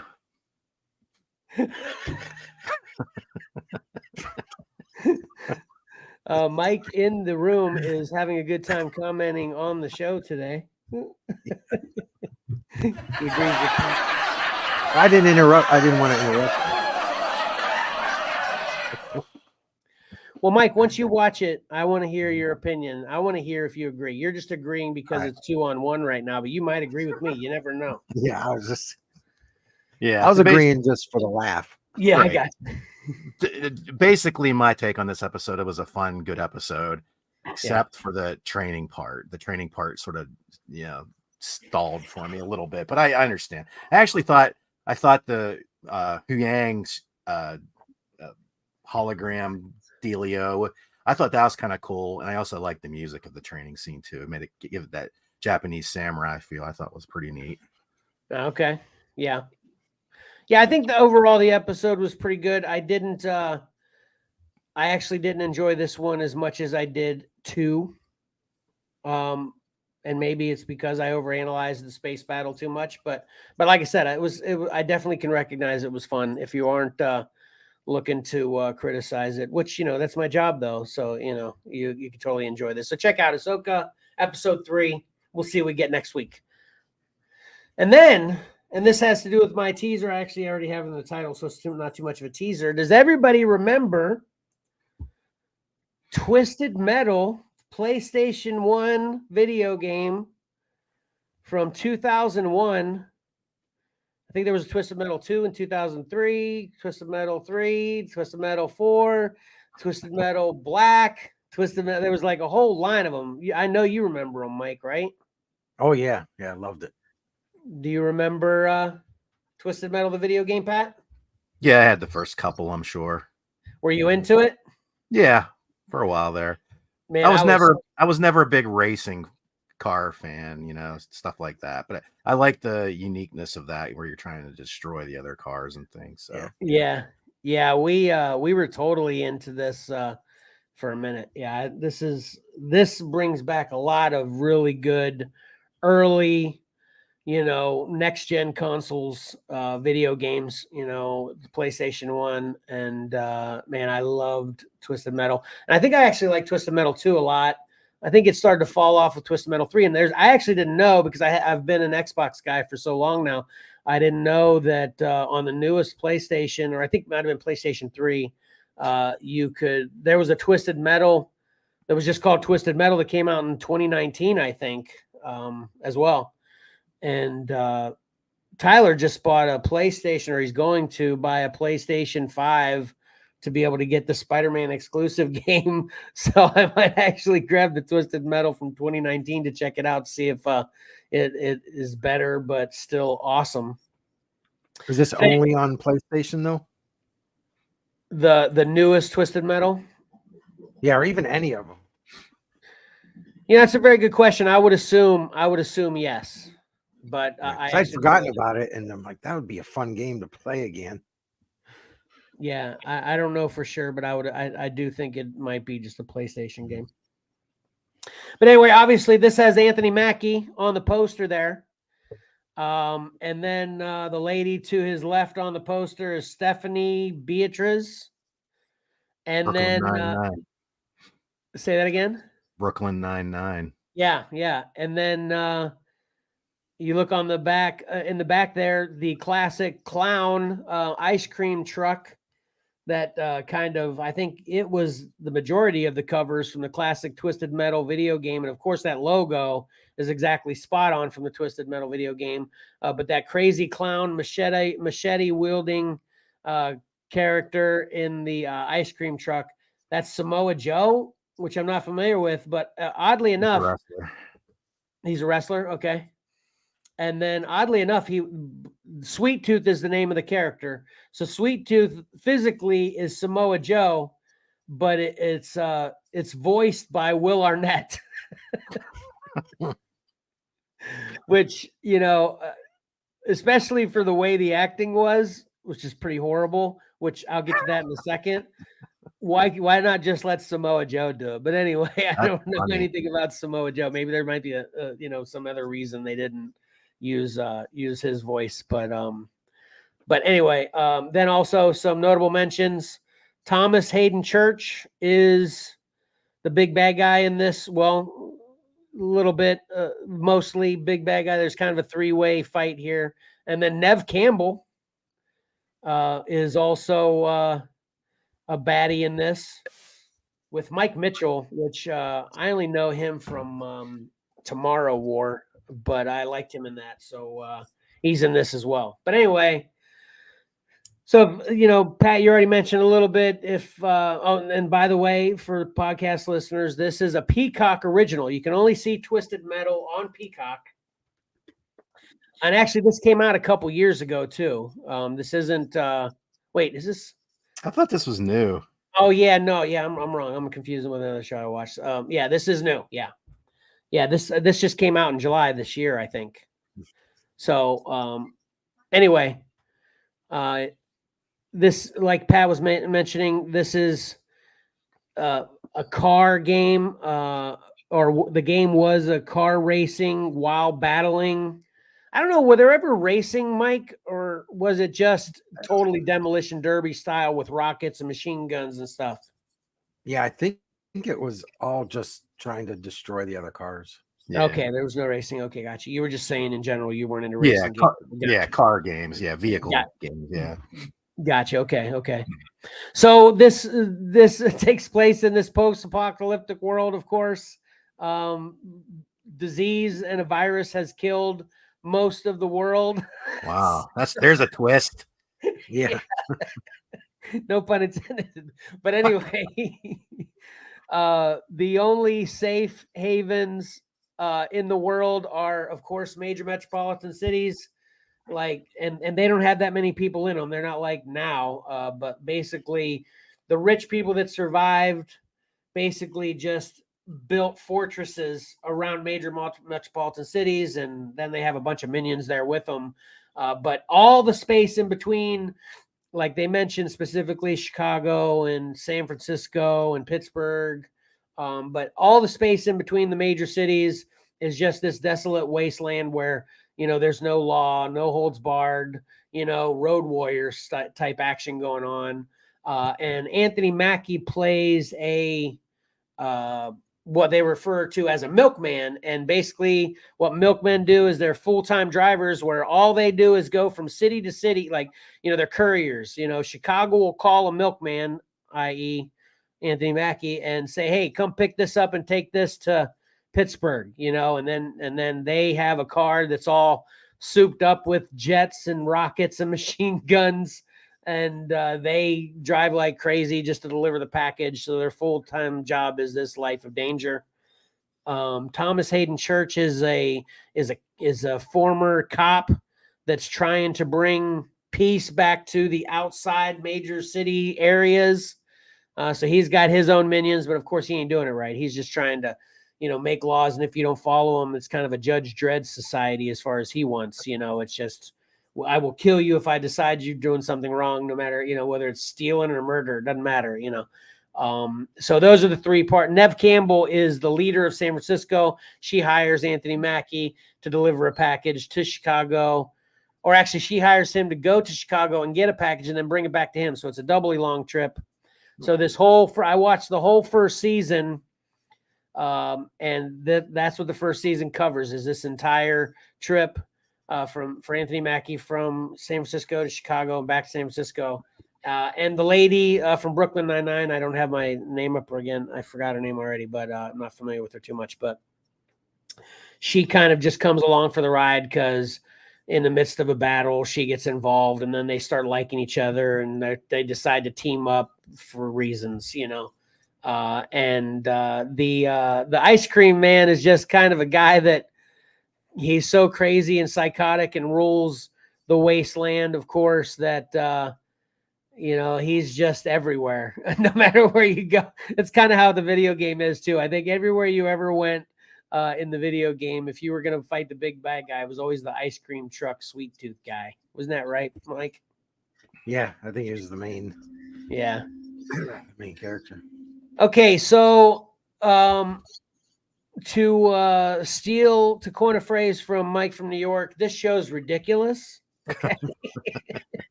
Question is it a good ridiculous or a bad ridiculous? Exactly. That is I'm gonna ride the fence on both sides there, or no, I'm gonna stick on the fence with that. It's ridiculous bad sometimes, and it's ridiculous good sometimes. You just have to check out the show to see when that breaks down. And I guess that's the biggest complaint. This actually is listed as a comedy, which it's not for kids. Lots of cursing. There's lots of gore. And I was kind of surprised for being a Peacock original too, but this is very graphic. I don't think there's any nudity, but there is definitely some, situations. But there may be, I may have missed that. But this is not for kids. And it's like half the time it wants you to take it seriously as it's, like you really want to feel for the characters, like it's a drama. And half the time you want to take it seriously, like it's this, how are they going to deal with this serious situation stuff? And the other half of the time, Sweet Tooth is putting lighter fluid on his head and lighting his head to flame while he fights people, and it doesn't affect him. It's just, and the car chase fights and battles are crazy. But I'm going to give this a 6. I'm going to check out season 2 because basically the way season 1 ends, and I won't give exactly the end result, but when it ends, the last thing they do before the season ends is explain to us what's going to happen in season 2, which of course is a tournament. So Nev Campbell actually hires essentially for season 2, Anthony Mackie as her driver for the Twisted Metal tournament that's getting ready to happen. Kind of takes back to like Mortal Kombat kind of theme where everybody in the United States, all these great crazy drivers, Sweet Tooth will be there, and all of the crazy drivers that you've seen and experienced things happen with during the entire season 1 are all going to gather in this big, Coliseum with the sole purpose of just destroying each other. Last man standing, Hunger Game rules, everybody kills everybody. Last man standing wins, which that's more like the video game than the plot of this this season, So I'm actually liking that idea a bit. Yeah, season 2 might be better. Right, exactly. So, but like I said, I'll give this a 6. But I could totally see both y'all watching this, or anyone else for that matter, and going, oh my God, this is the biggest trash show ever, and giving it a 1. Or I could see someone else watching, go, oh my God, I love that so much, and giving it a 9. I don't know. So that's why I'm going to ride a 6 here, just to play it safe. I definitely, at the very least, recommend people check it out to come up with your own opinion. And I think you, at the very least, won't. Well, maybe the one people would, but at the very least, I don't think you're going to be disappointed for at least checking it out, because there's a lot of fun stuff here. And I like Anthony Mackie a lot in general. I was actually surprised he did this, since it's just like what was I talking about with Drax and the Kingdom's Gate or whatever. Oh, yeah. these major MCU people, you know, it seems like they're kind of set. They got, I mean, Anthony Mackie's going to be, he's Captain America now. Here he is doing a campy, twisted metal Peacock original. It's crazy. Crazy world, right, Pat? Yeah, apparently. They got to pay the bills, I guess. But it could look good on paper. You know, you could read the script and like, oh man, this sounds fantastic. I remember that game. I love that game. I want to be a part of this. No, Mike. Watch this. There's no script reading where any actor went, yeah, this is going to be good for my career. No, obviously Anthony Mackie did not to criticize all these people, but anyway, there is some stuff. Remember old stories we used to tell? We used to make up stories in high school, Mike. Yeah. That's what this show is like, and I'm not exaggerating. Okay. Wow. Yeah, it's nuts. Sounds awesome because right. I've never gone back to read those stories going, oh my gosh, are you kidding me? Seriously, both of y'all got to check this out. I just got to know your opinions. So check it out. Check it at least a couple. Well, I'm moving up above Ahsoka then. Oh no, don't do that. No. I still have to finish watching C. Oh yeah, the Jason Momoa show. Yeah, you didn't even finish season 1 yet? No, I watched it that day. I think I watched 7 episodes. Okay. Then, I'm getting ready to. I'm getting ready to watch season 2, and also I guess kind of set people up for the next episode as well. I started watching, but I didn't want to review it today because I didn't finish it. I started watching Asteroid City. You guys know about that? The movie? Yeah. Yeah, I really want to watch that. Yeah. It's free on Peacock now as well. Wait, is it Peacock? I might be getting the server now. It's wrong. It's free on a streamer now. I might be getting the streaming service wrong, but Super Mario Brothers is free too. I'm getting ready to check that out. So stay tuned. Yeah. Stay tuned. Kids been wanting me to buy it. So sorry, go ahead. Stay tuned for don't do that. It's free. Yeah.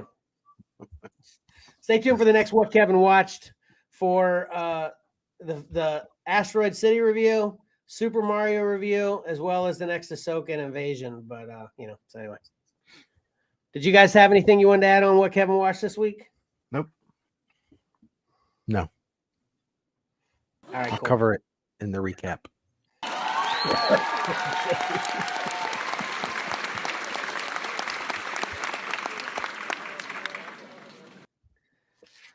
All right. So you ready for your glory here, Mike, or your more glory? You did a glorious job with cover combat. Let's get some more glory with Pick 3. All right, some more covers for people to ridicule. Get ready, New York, Mike.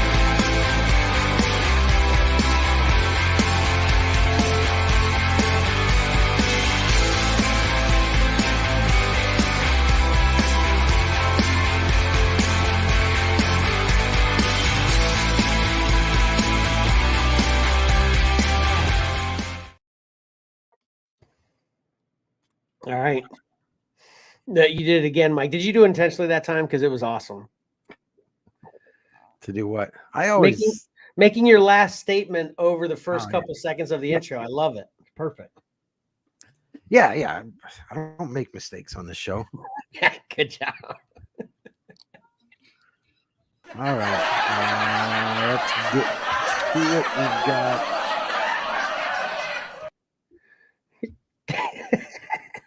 What, Mike? Thank you.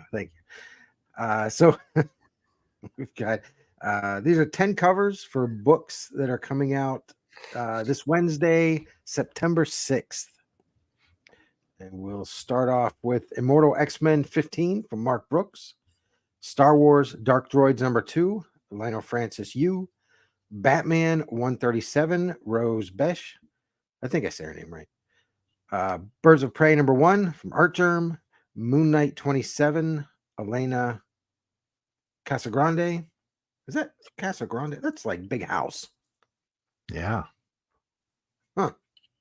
All right. Silver Surfer Rebirth #1, Frank Miller. And Shazam #3, John Timms. Doctor Strange 7, Greg Land. Masters of the Universe, number 1, Freddie Williams II. And Godzilla, Here There Be Dragons, number 3, Tyler Kirkham. You know, I love, and this is just striking me now since we did the cover combat recap. Man, I love seeing all these covers together, you know, because obviously when we're picking them, we get to see them separately. But them having them all together like this is very cool. I'm enjoying that, especially I don't know why this week more than others. And I've got a funny story about Birds of Prey. Okay, what is it? Jesse asked me, "Who is that?" And I said, Big Bertha." So she Googled Big Bertha and it wasn't her. And I was like, oh, Barta. And there's actually a Big Bertha in comics, though. Go ahead and Google her. It's not Big Barta. Yeah. Great Lakes Avengers. Yep. Oh, Big Bertha's in the Great Lakes Avengers? Yeah. Oh, okay. So you're familiar with her. She looks completely different than Big Bertha. Yes, she does. Yeah, completely different.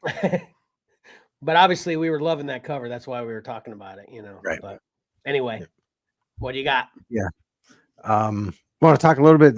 Frank Miller's doing a lot of variant covers for Marvel, and a lot of them people are just really slamming on, just trashing them basically. And some of them aren't that great. This one I thought was really good. It seems like he put more into this one, with more background and things like that. So yeah, I feel this is one of the better ones. So I wanted to highlight Frank. Okay. And Rose Besh also, she's doing a lot of variants for DC this month, and they're all really great. I think she's got such a great style. But this one's just my favorite one of them. Okay. What do you think of this week, Matt? Pretty good. Good. Yeah, Patrick and New York Mike I'm always like, man, those guys are hard to please sometimes. So there's your gauge of how you did so well, or how you felt you did. Yeah, gotcha. Yeah. Yep. And I got 3 votes from New York Mike, so obviously I did enough there you go. to get 3 votes. All right. Good.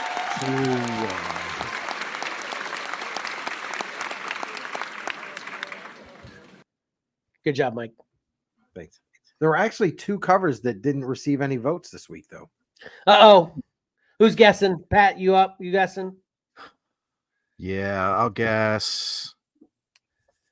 The Masters of the Universe. That's my one for me, too. Okay, we're going to double on that one. Yeah, and I don't know. It's between Silver Surfer and Dark Droids. I was going to go Dark Droids. All right. Well, I voted for Masters of the Universe, so you're both wrong on that one. No. Mike from New York is saying to Mike in the room, you got 3 from me. What more do you want? Yeah, that's his point. He's happy when he gets 3. Yeah. Yeah. Whenever I get 2 from you, I'm like, I failed Mike. Out of 10, he only at like least 3. Yeah. All right. So let's get to we'll get to the 3, and then I'll tell you which 2 didn't receive any. Hold on a second. Pat, isn't it awkward whenever me and you agree on one that we think got no votes, that I'm assuming you're with me, that you don't like that Master of the Universe cover, and then Mike chimes in right away, well, I voted for that one. That's how it goes. It's par for the course with us. Yeah, right. And I wasn't alone in voting for it. Uh-oh. Oh no. Watch it make a top 3. Yeah, and you 2 are the outsiders looking in. Yeah. We would be, yo. All right. Let's see what number 3 is. This one surprised me. I clicked on it. It's up. It's up. Oh, it's not up on my screen. Okay. Studio audience is having. Godzilla, Here There Be Dragons, number 3 from Tyler Kirkham. You literally said that the entire time the audience was clapping. Say it again. Oh, I didn't even hear the audience clapping until I was done. Godzilla, Here There Be Dragons, #3. All right, Mike's responding to Mike. We can keep those private, but anyway. No, I'm just kidding. I voted for this one. Pat, did you vote for this one? I did. All right. I love this one. Apparently, Mike, this is funny. It's funny, par for the course. Mike says he's surprised. So you didn't think this one was worthy of a top 3, huh, Mike? Yeah. Well, I think all of them are worthy of something, and it surprises me when you guys all agree. Yeah, gotcha. Yeah. I was I totally would have figured you'd have picked this one for number 1. You Godzilla loving fella, you. Yeah. I'll throw a big monkey on there fighting them, and it's a shoe. Yeah. This is a great cover. I love it. Yeah. All right. Next up, I always like Godzilla books, but I never buy them. Yeah, I don't know if I've ever read one. Have you ever read one, Pat? Yeah, it's another one of those situations where I feel it's hard to translate into comic book form. Mm-hmm. All right. Next up, we have number 2, and this one didn't surprise me. We got Batman 137. And then I went back and looked, and this one, Mike, you couldn't hear the clapping then again? No, it's coming up late. I guess it sounds like it's coming up late because I was talking and there was nothing going on. And when it started clapping on my end, I stopped talking. That is so weird. Yeah, it totally went over you the entire way. Can you say what you said again? Yeah. I don't remember what I said. We'll have to rewind the tape. Just 2-1. Oh, Batman 137, Rose Bish. Okay. And this one definitely received a lot of the girl vote. Yeah, cutesy. Did you vote for this one, Pat? I did not. I'm a big I like Rose Besh, but I do not like this cover. I like her like more. This is sort of like a super deformed looking Batman. It's kind of, this doesn't. She's really cool with the colors though. Yeah, it's like a Funko Pop Batman. Yeah. I didn't vote for this either. Did you vote for it, Mike? No, it was all girls and 2 kids. Okay, interesting. Okay. Apparently that gets it done. Yeah. Right. All right. And finally, the number 1 cover of the week. I don't know if there's any like clapping or drum roll or anything. I'm just talking. She's getting ready to do a drum roll.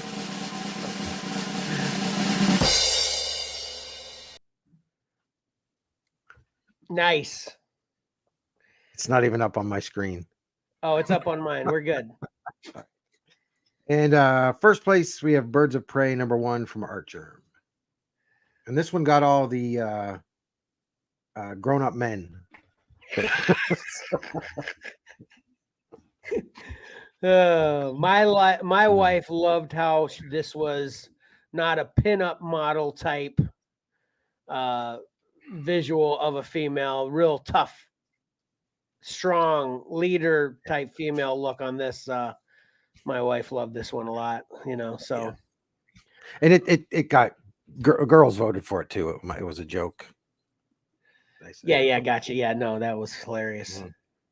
Karen chimed in. She picked all 3. Good job, Karen. Nice. Oh, too bad we're not having that competition. Profits. Karen be a winner. If anybody watching wants to know what the profits is, just ask in the comment. Yeah. What was I going to say? Oh, okay. So the ones that didn't receive any votes, you both were correct. It's so funny. You're both correct, but you were wrong because you went with Dark Droids. That was correct. And then you both went with Master of the Universe. That was wrong. But you did mention Silver Surfer. And that's the second one? Yeah, that was the second one. Okay. Gotcha. That's funny. Yeah. So the only one we were sure of, we were wrong about, and the ones we were both kind of teetering on one way or the other, they were both right. Gotcha. That was good. But yeah, this is a great cover. I'm definitely going to be picking this up too. Oh, so good. I almost ordered Birds of Prey #1, but I was going to get the Chris Bocciolo cover, and I also like the Michael Cho cover. There's a lot of good covers for that #1. Yeah. Yeah, it's hard when there are 2 or 3, and I always try to only select one for each title. But yeah, the Bocciolo is nice. So, all right. Yep. And that is your pick 3 for this week. Go to the store, buy on Wednesday.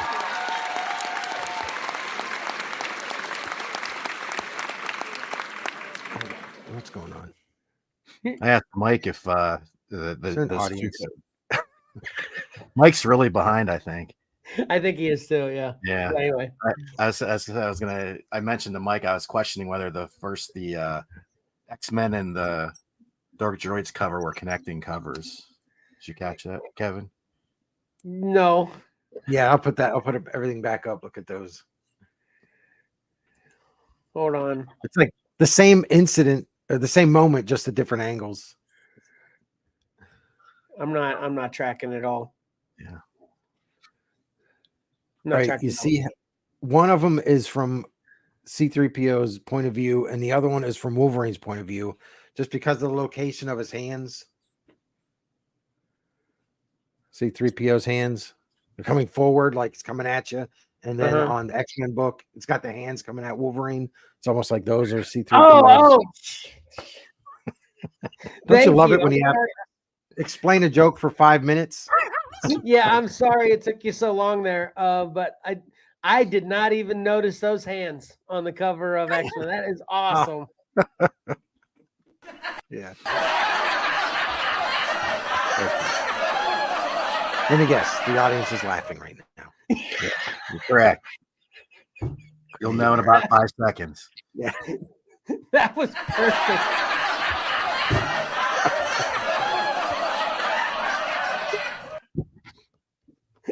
Mike,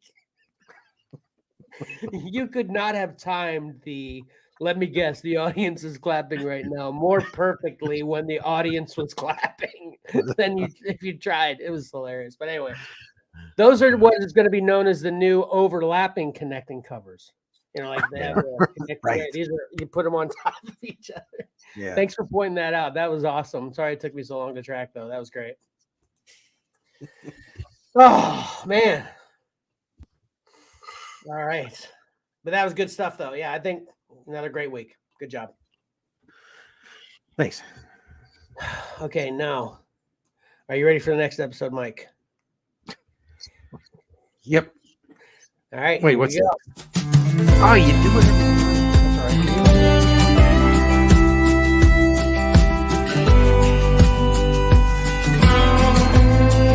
That's all right.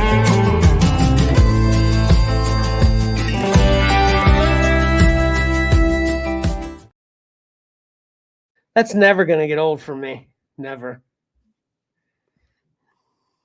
You're muted, Mike. You'll find out in about 10 seconds.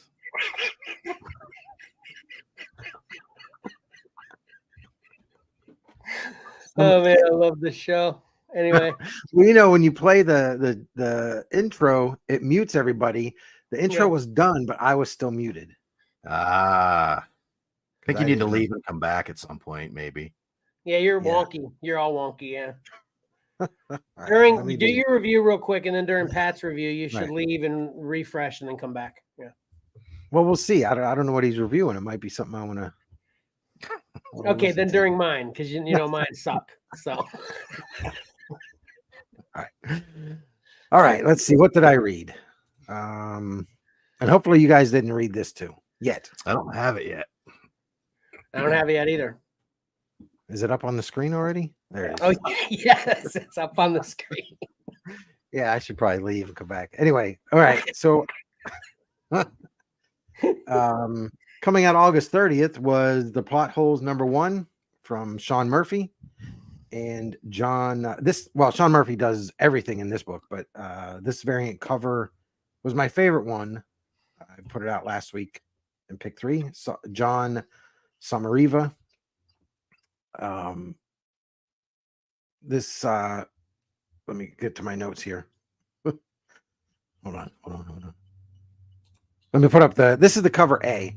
It's better representation of the characters. So there's quite a few in here. I'm just going to go over a couple real quick. We've got Ed, who is the editor, and she's up in the right-hand corner. And then Serge is the tiger. He's a shape-shifting tiger. Johnny Manga is the manga-looking character, like right in the center.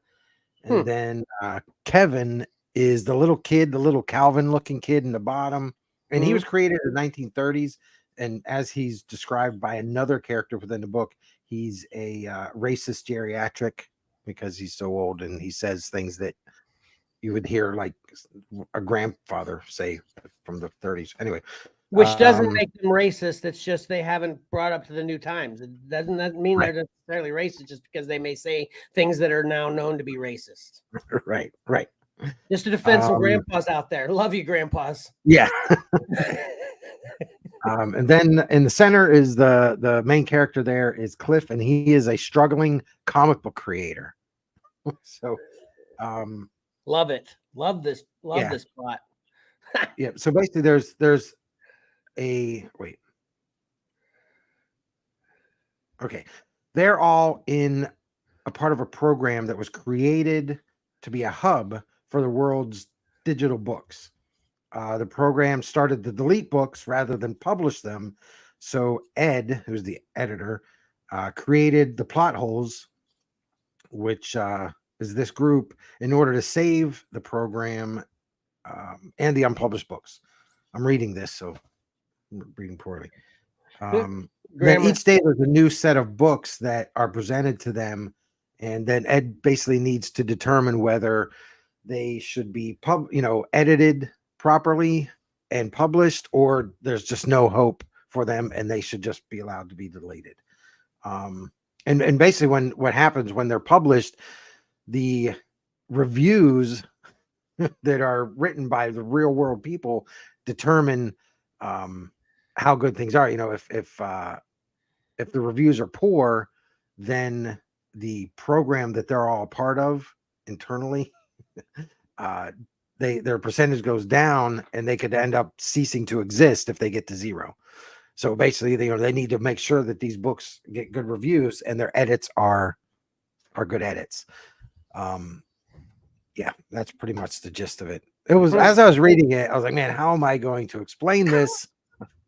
And give it and do it justice, because it's so fantastic. What I'll put up here is and this is obviously, we all know Murphy's artwork. We're all familiar with it. Fantastic stuff. And this is a perfect example of two panels side by side on books that are okay. They can own kind of car that Steve McQueen had driven, so they can edit that out. Whereas in the other book, there's just no hope for the author, because they have Germany's occupation of France at the wrong time, and they're like, okay, if they can't get that right, the rest of this book crash. It doesn't deserve to be edited and saved. That's hilarious. Yeah, it's the book. It's funny. It's well drawn, well written. It's already going to second print. That's the cover for the second printing, which comes out September 27th. And I think those are all my pictures. Love them. Yeah. So this is a must-have. I mean, this is like no other story out there. Great artwork, great writing, fantastic, world that he's building. So this is a must-have. Awesome. I'm in. Yep. Your grandpa's chiming in, asking, what about grandpas? Grandpa, I was defending how grandpas don't exactly know how to assimilate with modern times and things that are now referred to as racist remarks. That doesn't necessarily mean they're racist. They aren't tracking. So I was defending your grandpa. Yeah, there were terms or whatever that 50 years ago socially were acceptable, right or wrong. They were socially acceptable. That aren't now. But that old saying, it's hard to teach old dogs new tricks. It's hard to get some old timers to stop using certain terms and phrases. But I don't actually think your grandpa is a grandpa, though. I don't know exactly where your grandpa gets his name from. Maybe he'll comment. And your grandpa's a regular on the Whatnot Show. Thank God for him. And then now has been a regular on the live stream for a while now as well. So we really appreciate him a lot. And we're going to see him in Akron at the Akron Comic Con. But I think from what he's told me in our conversations, he's not actually a grandpa. So I wonder where that comment or that name comes from. It's fun, though. Yeah. But anyway. Yep. All right, must So have. what else? I'm gonna. Yeah. I have it on its way already, so I must have it soon. So Yep. Pick it up. Get the second printing. If the stores don't have it, it's well worth it. I'll have to grab a couple for the Whatnot Show as well.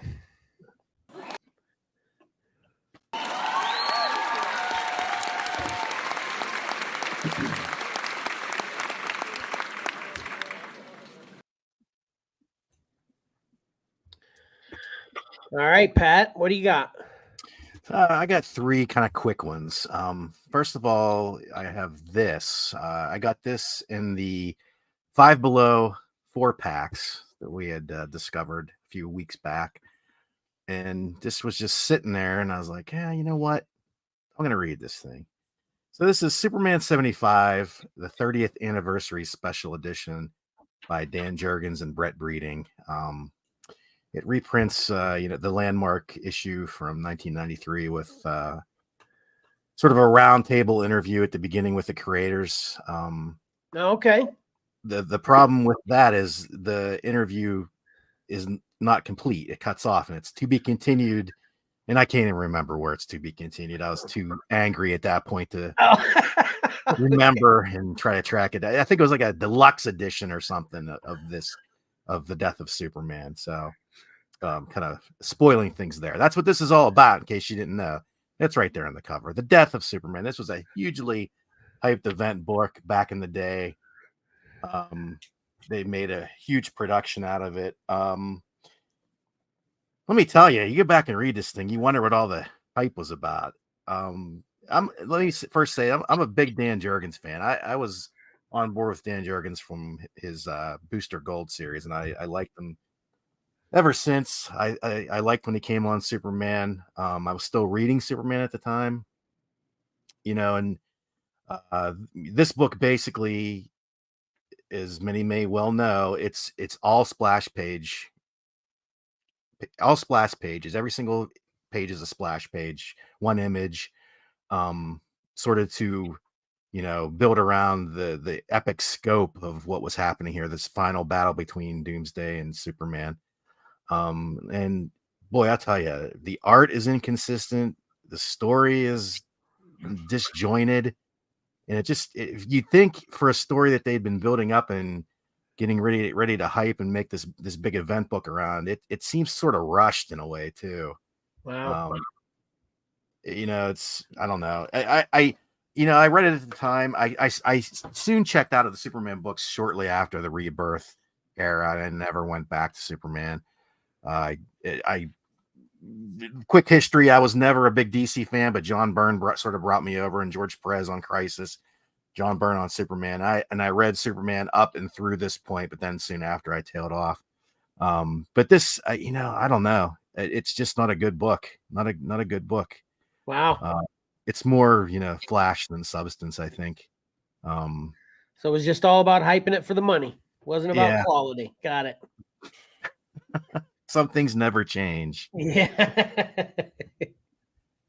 All right. Certainly, a big book from that era. So would you say being a just trying to be what's devil's advocate or whatever here, that the interview at the beginning, even though it was incomplete, would you say it's worth picking this book up then? No. Hard pass. Got it. Yeah, that's the kicker. I mean, I was kind of invested in some of the history you kind of already knew, the big writer's room sitting around. Hey, we should kill off Superman. Why not? But that had me invested, and I was interested, and then you just cut you off right there. It's like, come on, man. Nuts. Yeah, the more interesting story is how they all decided and talked about killing Superman as opposed to the actual killing of Superman. Right. And that's looking back, that's sort of the head scratcher. This was such a big event book. Why it kind of fails, you know. It's Should the have the art best and of the best story. of the best on this. Yeah. Well, they did. Yeah. They did. I mean, Simonson, Breeding. Yeah, I mean, there was these were all top names, I think. And I think the overall story works, but just as a standalone, going back and reading this, it's just kind of a letdown and sort of, you know, what was all the hype about, really? Interesting. Yeah. So let's talk about something more pleasant. I picked 2 standalone Hellboy issues that, you know, they kind of been sitting in my backlog, but they're good examples of good starts that might bring in some people. You don't have to know a lot about Hellboy. You don't have to worry about Hellboy continuity for the most part. You could just jump in and read these one shots and enjoy them, especially because they have 2 top-notch artists involved in both of these books. The first is Hellboy and the BPRD, Night of the Cyclops. This is written by Mike Mignola and Olivier Vatine. He's a French artist, and the art's by Olivier Vatine. And he's a renowned, well-known European artist. He's not so much known here in the States, but he is well respected over there. He has bled over a little bit into U.S. market, but he's probably largely unfamiliar. But this is both of these aren't going to be like really detailed reviews. It's just more Hellboy. Hellboy usually falls into a plot, and you know, it's him trying to get out of it and solve it, and that's typically what a Hellboy story is. But this one's set in Greece in 1962. As Hellboy, he's wrapping up one adventure and he falls into another one by following a goat basically down into a cave, and he ends up being involved in sort of this prophesized he becomes like a prophesized avatar in this mystical land dealing with Greek mythology. And that's just basically it. He has to figure out a way to help these people break this curse and get back to his own reality. And if the cover alone is really great. Here's a double page spread, which is kind of unusual in the Hellboy world. This is really cool. I had to pull it just because I don't usually pull a lot of interior art, I guess. But Olivier he's a really great artist. I really like his work. I liked him before he got this job on Hellboy. Actually, he did a pinup, I think, a long time ago, and that's sort of what led to this story and Mike having him involved in an actual published book. It's just a really, really beautiful book. I know. As a matter of fact, there's a super deluxe hardcover that was published over in Europe that that shows behind the scenes sketches, and it's sort of like an artist edition. It's like, you know, oversized because he's so renowned over there. But it's a definite get it. Like I said, it's a good one to pick up if you just want an interesting Hellboy story. And when I look at all the Hellboy stuff out there, I'm like, okay, what can I read that I don't need to know a lot of the Hellboy lore and stuff? What can I just jump into? So this one sounds pretty good. And that artwork, yeah, looks fantastic. Yeah, exactly. These are 2 prime examples of books you could just pick up and enjoy, I think. The second one is Hellboy and the BPRD, Old Man Whittier.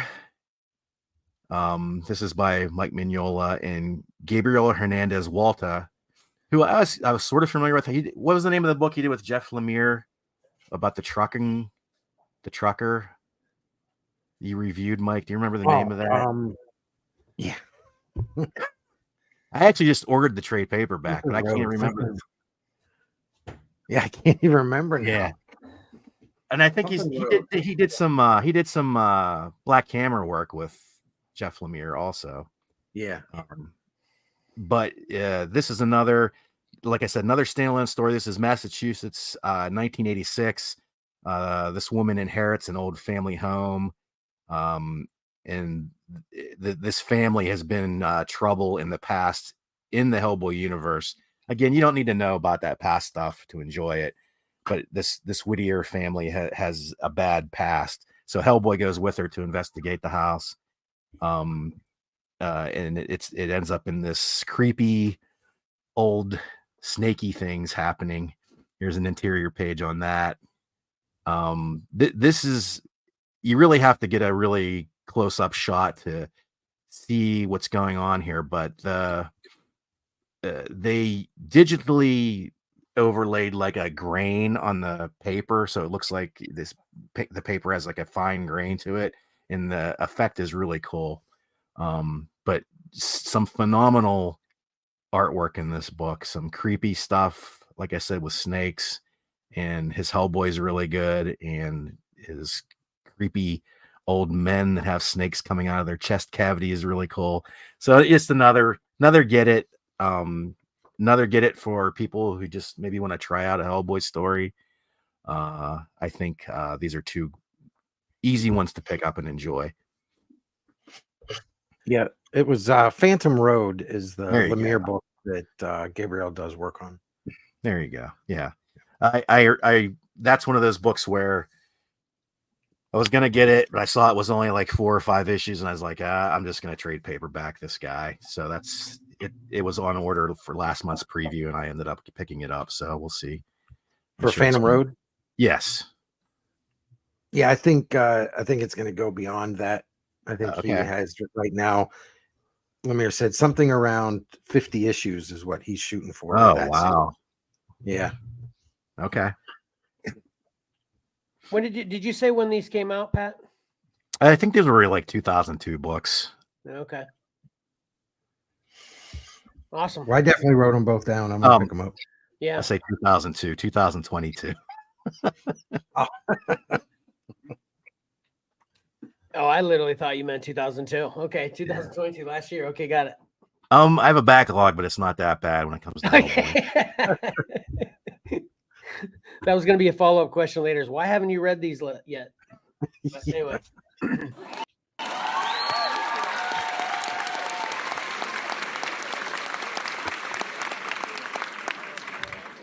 All right, the studio audience was definitely impressed with that. Were they? Your grandpa is chiming in on his username, I guess. Old Xbox Live gamer tag that's always stuck with me. Oh, yeah. Actually, I think your grandpa told me that before. And of course, I forgot. He played Halo and your grandpa kills so and so. Okay, gotcha. Okay.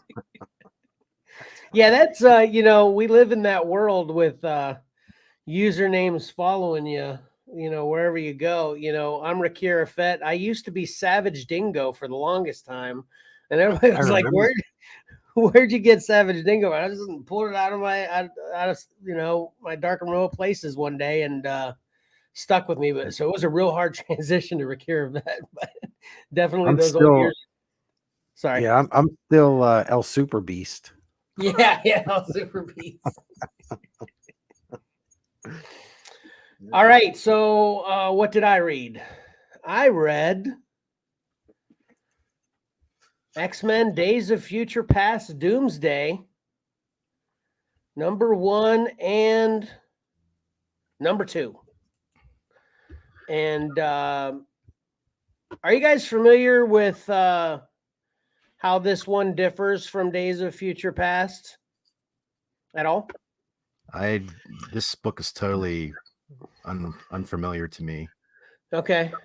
Well, it's written by Mark Guggenheim and penciled by Manuel Garcia. And I just got issue 2 this week, or maybe it was last week. It's just definitely in the last couple weeks. Yeah, I wanted to be like, well, this is obviously called Doomsday, so it isn't just like Days of Future Past reprint. And then since I had the first 2 issues, I figured this would be a good one for me to pick up and find out what's up.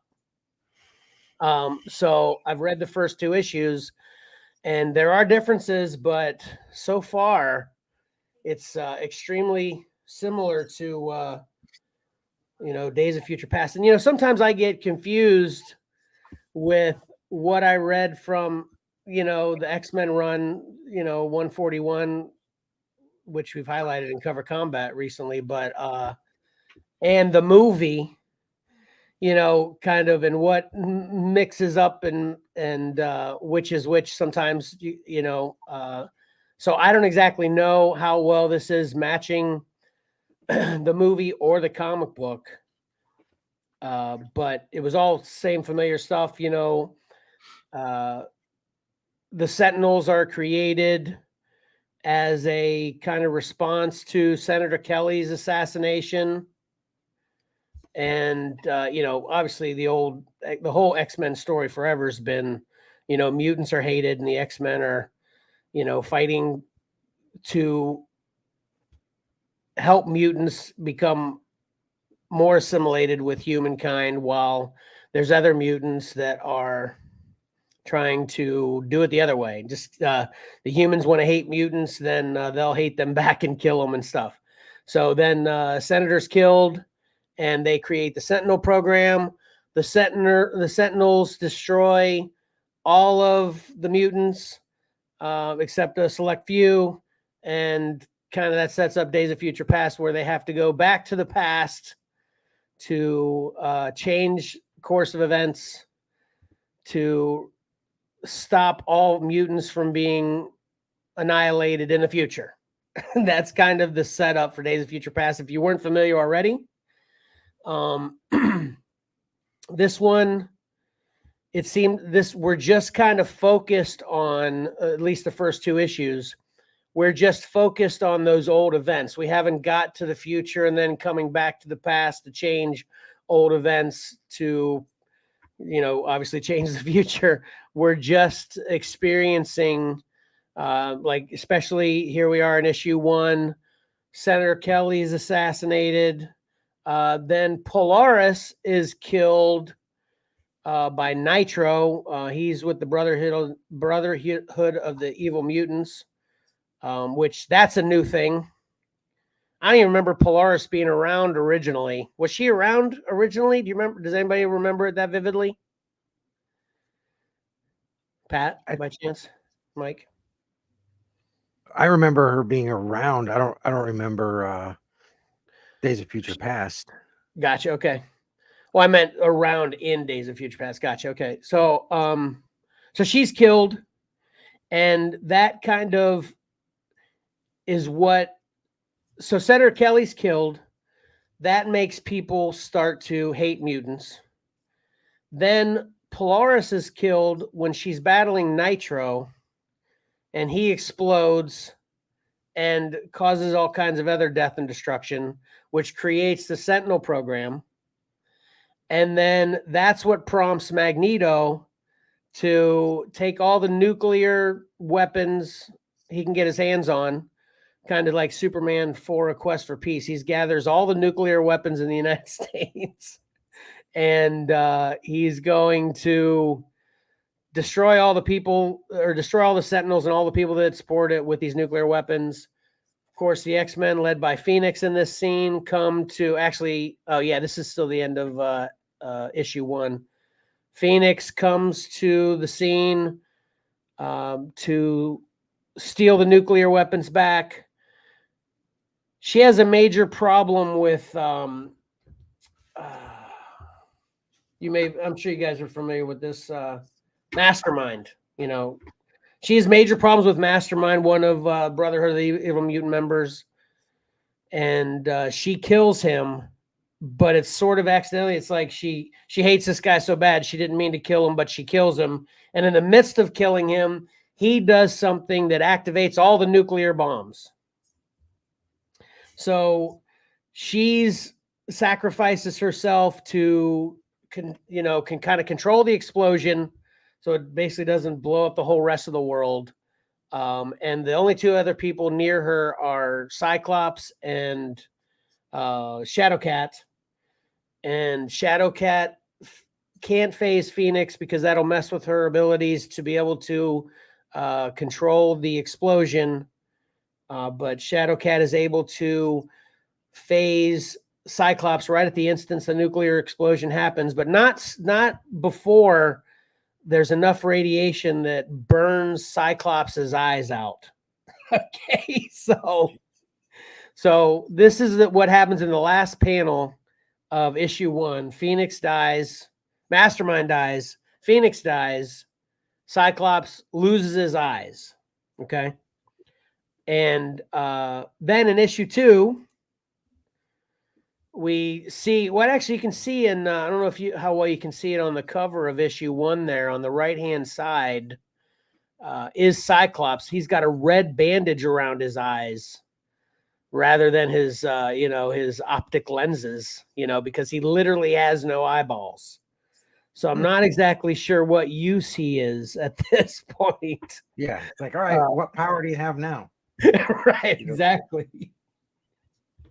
So, and then Phoenix is dead. So like I said, we're heading into this trajectory of the events that will make them have to go back in time to change things, but we haven't gotten there yet.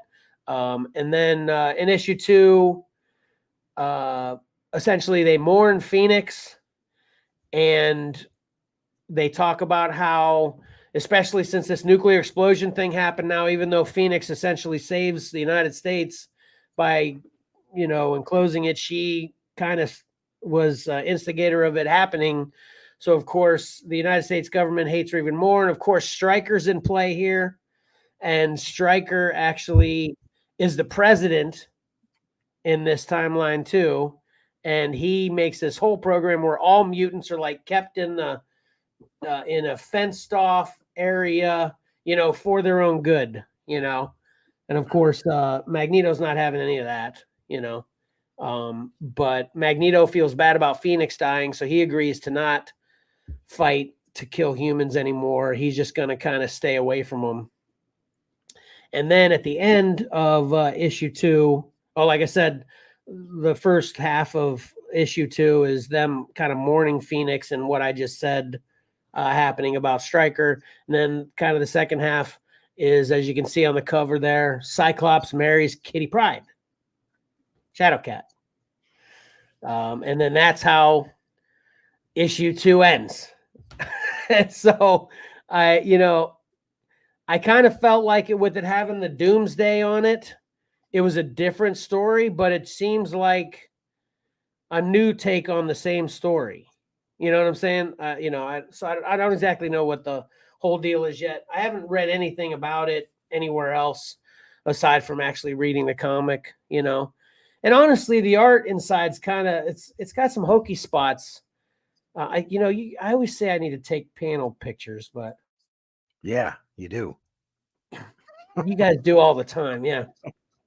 There's this one where they got them holding guns that's like totally ridiculous and wonky, but overall it's not bad as far as the art's concerned, and the story is cool. I just can't really tell if it's going to be good or not. And I actually do want to backpedal just a little bit. At the beginning of issue 1, we do see when Kitty and Colossus are already married and they have 2 kids, where they have a daughter with Colossus's abilities and a son with Kitty Pryde's abilities, and they're fighting Sentinels together. That's kind of how it's like, maybe the first 2 pages, and then it just jumps right into when mutants are hated and everything else I just said, but they did that at the very beginning. So I guess you can take that as a little bit of back and forth, but I can't tell where they want us to be in present time, in this book yet, so I definitely enjoyed it. It's easy read, done well, written well. And besides for the hokey art, the art overall in general is not bad. So I'm going to definitely check it out more. And I'm going to be on the fence as of right now with these. I would say, definitely get it if you're an X-Men fan.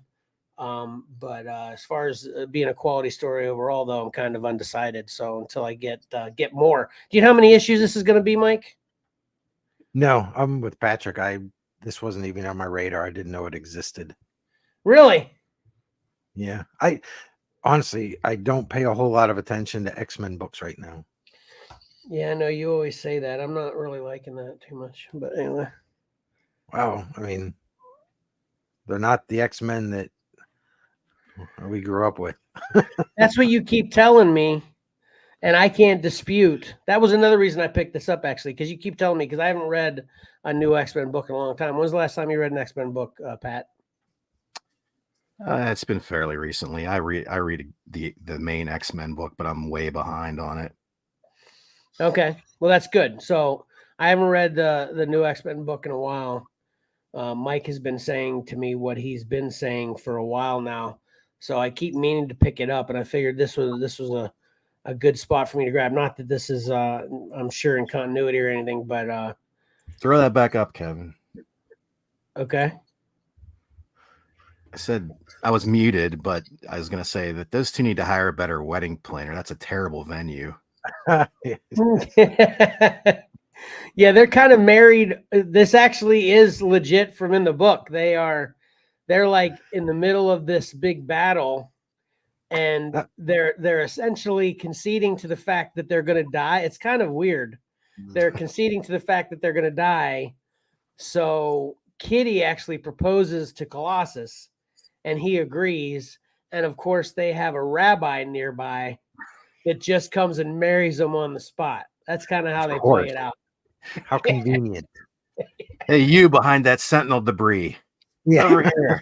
Oh yeah. Well, this exact scene isn't in there, but it's pretty representative of when it happens and how it happens in the book, you know.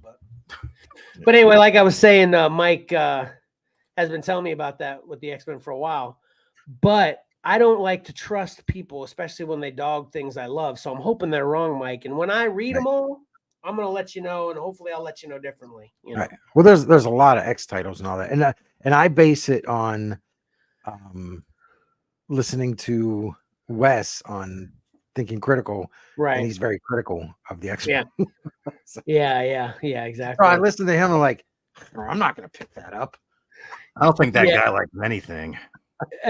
There's a guy I watch, a guy that does movie and TV streaming reviews, like I do, of course. And then I watch a couple of these guys actually, and one of them is called The Critical Drinker, and he's kind of the same. It doesn't seem like he'd like anything. And actually, the day I subscribed to this guy, I've seen a bunch of his videos, but the day I subscribed to him, when he actually did his first positive video ever, and it was an Expanse review, and it started off with, "My friends told me this is the best sci-fi show ever, and the only questions I have, well, the first question I have is, why didn't anyone ever tell me it existed?" You know, he absolutely loved the Expanse too. But anyway, I was gonna say that since you brought that up, Mike, that yeah, these guys don't like anything. It's like their profession, you know. So you know that's their thing, you know. So we have to hopefully. Well, you know, I'll get a book, an X-Men book published within the last, let's say, 2 years. Yeah. And I'll read it and I'll review it.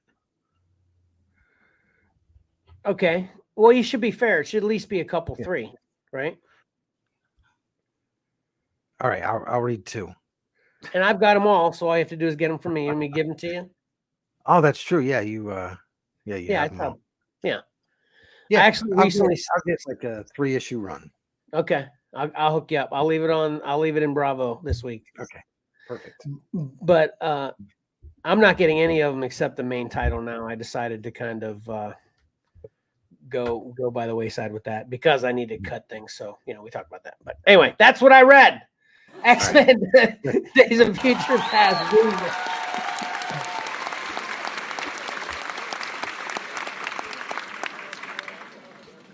Still on the fence.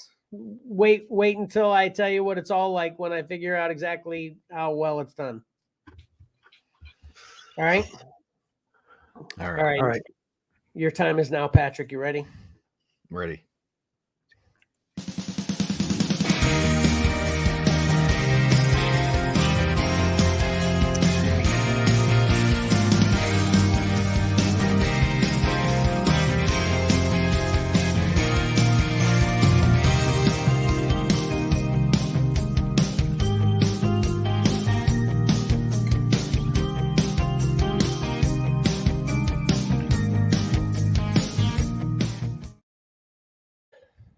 All right. All right. It's another slow week, but there was some last minute things and a Star Wars fan stream to save the day this week. So first we'll do some McFarlane because he's always showing something. Superpowers 3-pack he showed this week. Vigilante, Peacemaker, and Judo Master. Some deep cuts there from the late 70s, early 80s. Some Charlton stuff mixed into that. So yeah, it's they fit. They seem like good choices to fit into that Superpowers era. Unlike, say the Joker or the Batman Who Laughs. That still doesn't make any sense to me why they made a Superpowers figure of him, but there you have it. Well, Vigilante's on Peacemaker too, the HBO Max show. Oh yeah, that's right. Yeah. Is maybe even Judo Master? Maybe. I don't know. I don't remember him, but maybe. Yeah. Season 2. Yeah, maybe that's a season 2. Yeah. I'm guessing his costume might be a little different. Yeah, it looks pretty similar, but yeah, different. It does look pretty close though. I'm talking about I'm talking about if they put Judo Master into the Peacemaker TV show. Oh, gotcha. Oh, gotcha. They showed so let's jump over to Hasbro. They showed some Target exclusives on sort of I don't even know what to call them anymore. They're not retro card because they're, this seems to sort of be what they're going back to now that they can do plastic packaging again. But that was a Moon Knight figure. Kind of hard to even make out there. I apologize for that. Too much white. There is a lot of white in that pic. Yeah.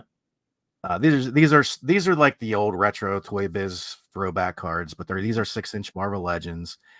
And then this other one is a re-release of a figure they did about 2 years ago, which I never did see on shelves, and that is the Amazing Fantasy 15 Spider-Man. I don't know if I even saw any. It was a 60th anniversary line for Spider-Man, and that was during the box era of Marvel Legends. I don't think I saw one single one of those 60th anniversary, because there was this one, there was the Japanese Spider-Man. Never saw them on shelves anywhere. So another chance if you missed this one. Very cool. I might actually see myself picking up both of these for Christmas presents. Yeah. Did you say the price on these? They should be the 25 retail range, I would think. And then one more quick Marvel Legends. There you go. I wondered. Yeah. So Mike from New York is giving us more info. Appreciate it, Mike. Judo Master was in Peacemaker, but he was different. Okay. I guess that makes sense why they did the 3-pack. I was wondering. Yeah. I've never mentioned this, talked about this before, but if you were all familiar with the Marvel Unlimited, the app where you can get the digital comics, I don't know if you know about that at all. Yeah, I do. I did it for a minute, but I passed. Yeah. Yeah, they a while actually. It's a good long while now. They started doing. I noticed that you're seeing me up here. I was going to hide myself so you could concentrate better. I was enjoying that actually. Just to let you know. Oh, there we go. Oh, Amazing Spider-Man. I see. I may have been enjoying it a little bit too much and wondering why, and now I know because it's not usual. Got it. Right. Yeah. I usually do it because I'm squinting at my paper, so you guys don't see me like going back and forth with the paper. So the Marvel Unlimited would put together like this package where you would get some trinkets along with it, and they started about 10 years ago, I'd say, packaging that with an exclusive Marvel Legends. Now, the Marvel Legends exclusive wasn't very exclusive. There was usually like a variant or a different take. I think last year's was, the yellow and red original Daredevil costume. This year's a little. He's never had a figure. This is the Kid Nova from the New Warriors era. Marvel Legends. I mean, not very exciting, but if you're a deep dive Marvel Legends collector, might be something you would want to pick up. Okay. A lot of times they're, like I said, they're pretty much just repaints or just tweaks on a variation that they offer with the membership kit. Have you ever checked out that digital Marvel Unlimited? No, I never have. Yeah, it's not the same, obviously, so it didn't attract me. That's for sure. Yeah. Was that the one where they had QR codes inside the book and you can scan it? Yeah. Yeah. I did that a couple of times with a few books, Marvel being some of them. Yeah. And you can go there and there's a lot of free, there's just a lot of free stuff on there too to kind of, get you hooked. So Yeah, I think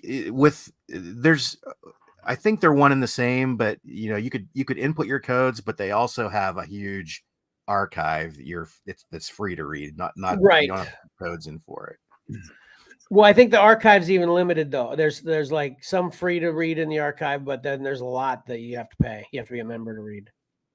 Yeah, right, exactly. Okay. So that's what this membership is all about. When you Okay, gotcha. subscribe to the Marvel Unlimited as a member, you get access to whatever's out there, I believe, in addition to being able to input your codes. If they still even do, I don't even know if they still do that. Yeah, I don't know if they do either, actually. Sticking with Hasbro, Ghost update. HasLab Ghost update is still sitting at 12,632. There's only 4 days to go, so I don't know. They still have the 2-tier goals to hit Kanan at 14,000 and Zeb at 17,000.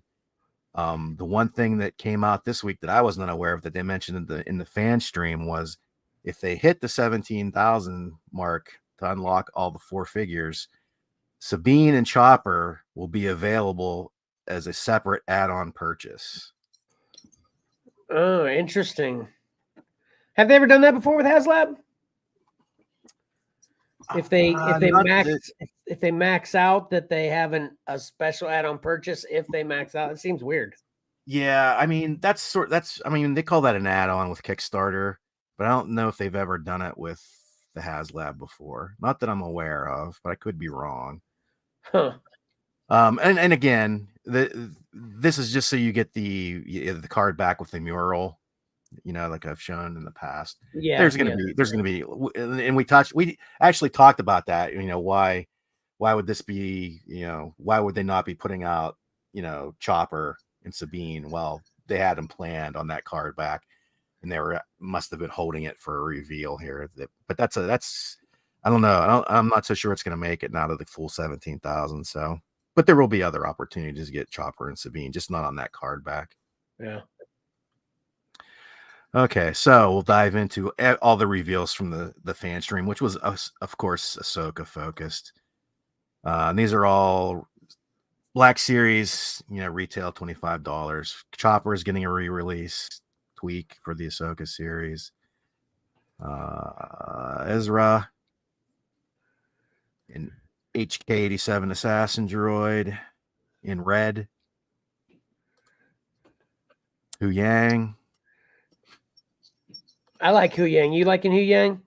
Yeah, I think he's pretty good character, pretty solid character. Provides some comic relief. Yeah. He's kind of a angry C-3PO and a matter-of-fact K2SO combined, Yeah, there you go.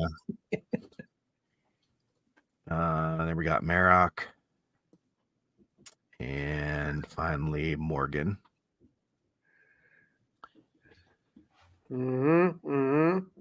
So she doesn't come with anything. She looks pretty bare bones. Yeah. And I'm sure the other reveals from Ahsoka are right around the corner.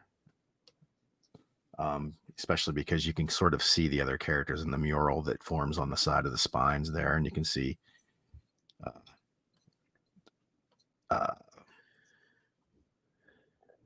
what's his name? I'm blanking on his name again. Mike from New York. Galen. Is his name Galen? Oh, Balin. Balin skull. Yeah. That's his shoulder there. I think I actually saw a better picture of it. You can definitely tell it's him. Oh, okay. So and they'll do Shin Hati too. I'm sure.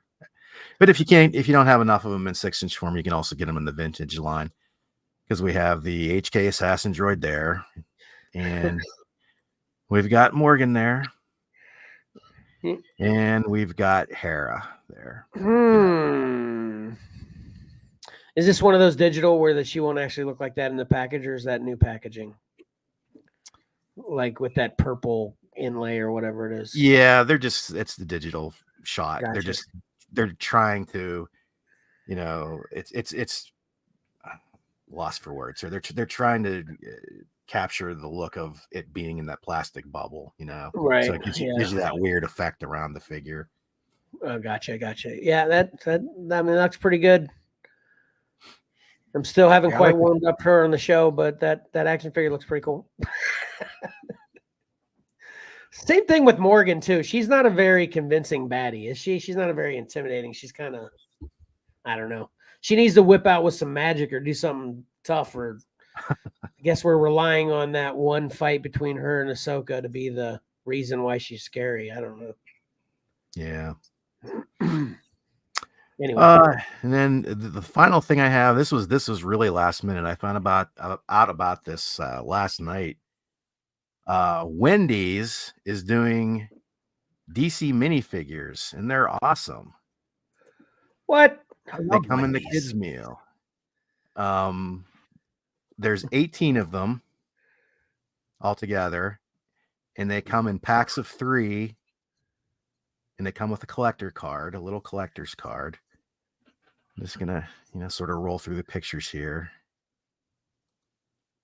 And I don't know. I think these are awesome. I'm going to try to get them. There's a better shot of them.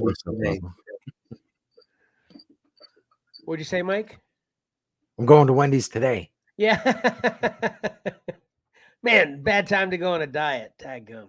Yeah, those do look pretty cool, man. You paint those. These totally are reminiscent of Marvel United for me. These, one flat color. There's no color to them. It's just the color of the plastic or whatever. But yeah, these look pretty cool. These are pretty cool designs. You imagine, some people that are good to paint these up, they're probably going to look really sharp. Yeah, like I said, 18 of them. They come in sets of 3. And they come in 4 colorways, so you can mix and match the colors if you want to get a certain color for a certain character. You said you found out last night, because is that happening now, or is it coming soon, or has it been going on already? Some people have already picked them up this week, and other people have ordered the kids' meals, and they've had the DC stuff on the bag, but the toy inside was an old toy. They didn't put the new toys inside yet. So hate when that happens. Yeah. So that drives me nuts. It's been a long time since I've seen a fast food premium that has been this high quality. I mean, these could be, blind bag on the shelf, I think, on the retail for $6 shelf. a pop or whatever. Yeah. Yeah. And I figured you get 1, you get 3 in a box. So that's pretty cool. Yeah. And apparently on the bottom, you can see what color they are and what set they are. Like I don't think I have a better shot than this one, but you can kind of see the one. There's a purple circle with a 1 in it. So you'll get set 1 in purple if you're able to choose your own, I guess. I don't know how. Yeah, I remember always with McDonald's, they would kind of release them week by week, and you wouldn't be allowed to get next week's until they came out or whatever. But yeah, I think that over the years that kind of went away. And if you got the right person, they might sell you a whole set even without buying the kids meal or whatever. So I don't even know what the policy is these days with fast food kids toys. So, but I thought they were awesome, and I'm going to be on the lookout for them on the horizon, which might be this afternoon or tomorrow. I don't know. Awesome. That's it. Short horizon.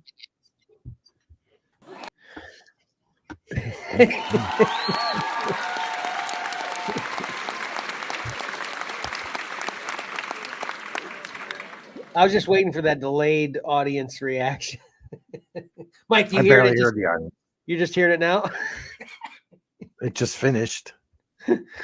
Are you going to paint those up, Pat? Have you ever been into mini painting? Have you ever given it a shot? No, I would. Those harken back to me to like the muscle figures and little unpainted miniatures, and I wouldn't mess with them. I'm not a skilled enough painter. I would never be satisfied with my own job. So yeah. All it does is just point out how terrible a painter you are. Right. Well, I always find out. It's like, I suck. Have you ever tried that elsewhere, though, Pat? I figured you might be good at that. No, I obviously no, though. Have you actually physically tried it, or are you just doubting yourself? I just don't think I would ever be satisfied with the job I could do. I'd rather leave them as they are. No, not for these in particular. I'm just curious about any time in your past. Have you ever tried to paint minis in any way? That's the same answer, Kevin. Oh, it's always been that answer. So you've Yeah. never tried. Gotcha. Okay, Yeah. gotcha. See, I'm more of a risk taker. See, I will mess my stuff up and then just buy it again. Although I have one that looks really good, and ever since I did that one, I was like, maybe I can do this. I don't know. We'll see. All right, cool. All right, great job though. Good stuff. Ready to get into a recap? Ooh. Yep. Look at that isn't. I have a one.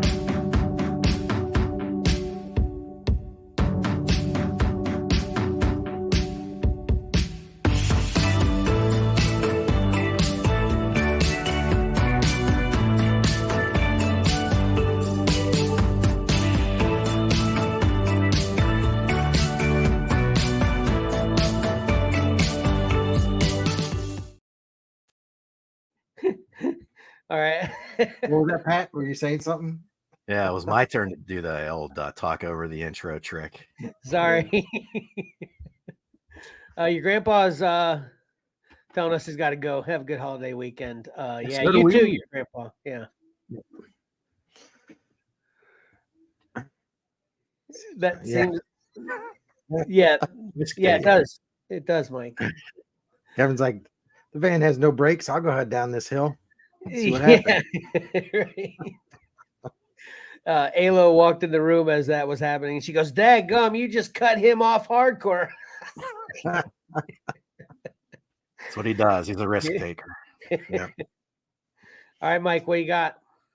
I had an idea for a new segment. It's called New York Mike and What's Ridiculous This Week. Oh, nice. And I'm serious. That would be hilarious if Mike would just send me what he thinks is ridiculous and we can talk about it. Or he can come on the show. Yeah. That's awesome. I'd love to do that. Yeah. Hey, Mike, anytime you want to come in for that segment, if you do, I'll make an intro for you. And all I need is an email to send you an invite. Yeah, how can you top that? I had one word written for my recap, and you can probably guess what it is.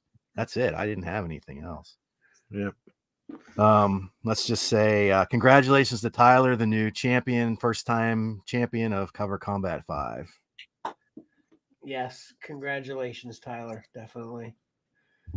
Check out Twisted Metal if you're a old school video game fan or a new school gratuitously violent humor train wreck of a TV show fan.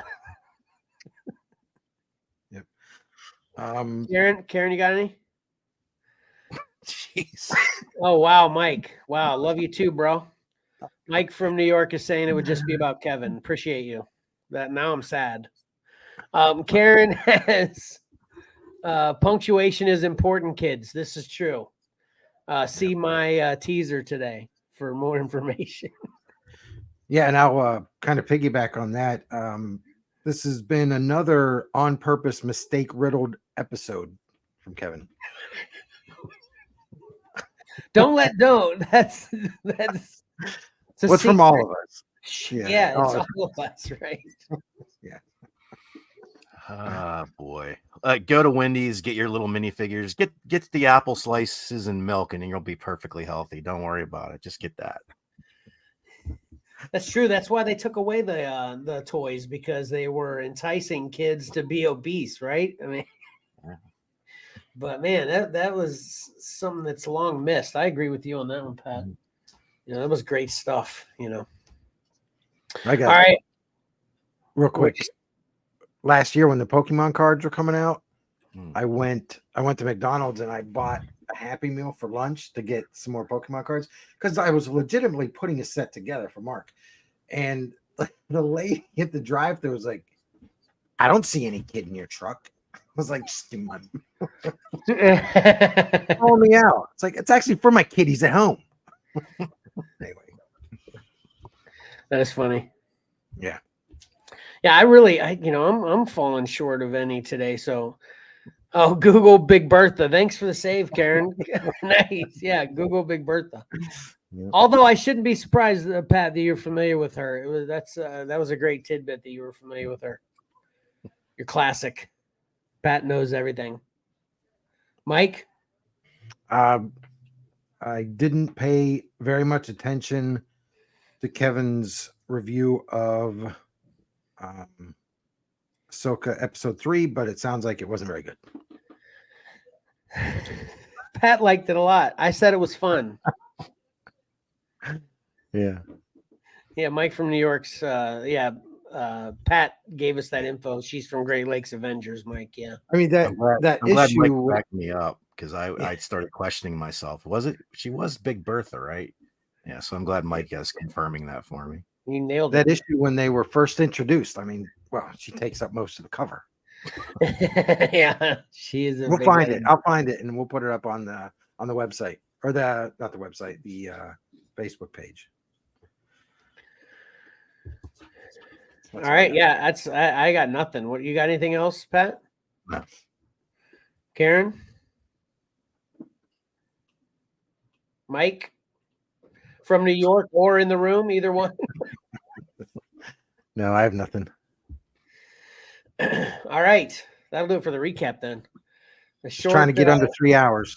Yeah, short recap. No, too late for that. Too late.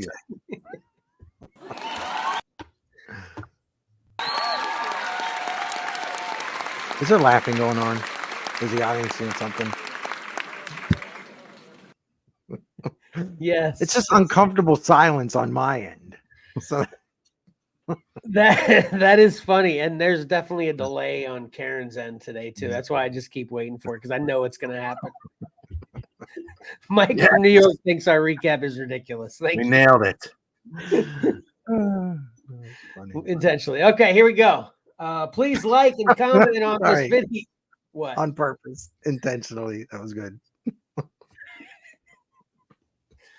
Please like and comment on this video, as well as subscribe and hit that bell to get notifications. We'd really appreciate it. Please subscribe to Comics and Collectibles in the Crawl Space on Spotify for podcasters or many other podcast providers. Chiming in on that, I'm actually going to add a new provider this week. So should grow even more because of that, hopefully. And please listen to the edited podcast of this live stream on Spotify that will be posted no later than Tuesday. Follow XcellarComics on Facebook, Instagram, and or X, aka Twitter. We're gonna need to change it, start to evolve that into X. And follow Xcellar_comics on TikTok and whatnot. Watch our shows on the Whatnot app. I've got one scheduled today at 1:30 p.m. ish. It's already almost 1 o'clock, so I can imagine that getting moved until later. But if you bookmark it now, you'll be able to be notified when I do get started. And then you can check out my next show next Friday. Oh, wait, no, there won't be a show next Friday, 8 p.m. ish, because we'll be in Baltimore, most likely, God willing. So get the 131 today bookmarked, and then probably won't be until the week after that. I might actually take a week off from Whatnot. Then check out what we have to offer on eBay at Xcellar_comics and on our website, XcellarComics.com. And you can help support the show through Patreon at patreon.com/XcellarComics. We'd really appreciate it. And then watch our next live stream on YouTube or Facebook Saturday, September 16th at 9:30 a.m. ish Eastern Standard Time. We will be revealing what the next theme of the next cover combat will be, as well as doing the next episode of the preview. Right? Probably, yeah.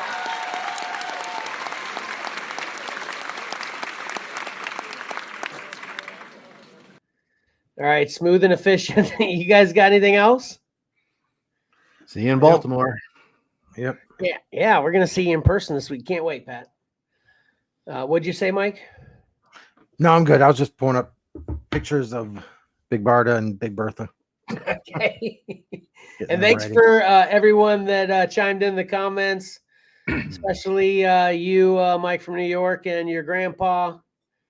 But we appreciate everyone and Mike in the room getting the comments in. It's all good stuff. We really appreciate all the interaction and here and on the Whatnot Show. So please stop by regularly. And until next time, don't forget that appreciating great art is awesome. Reading a great story is fun. So why not pick up a comic book and do both? Xcellar out.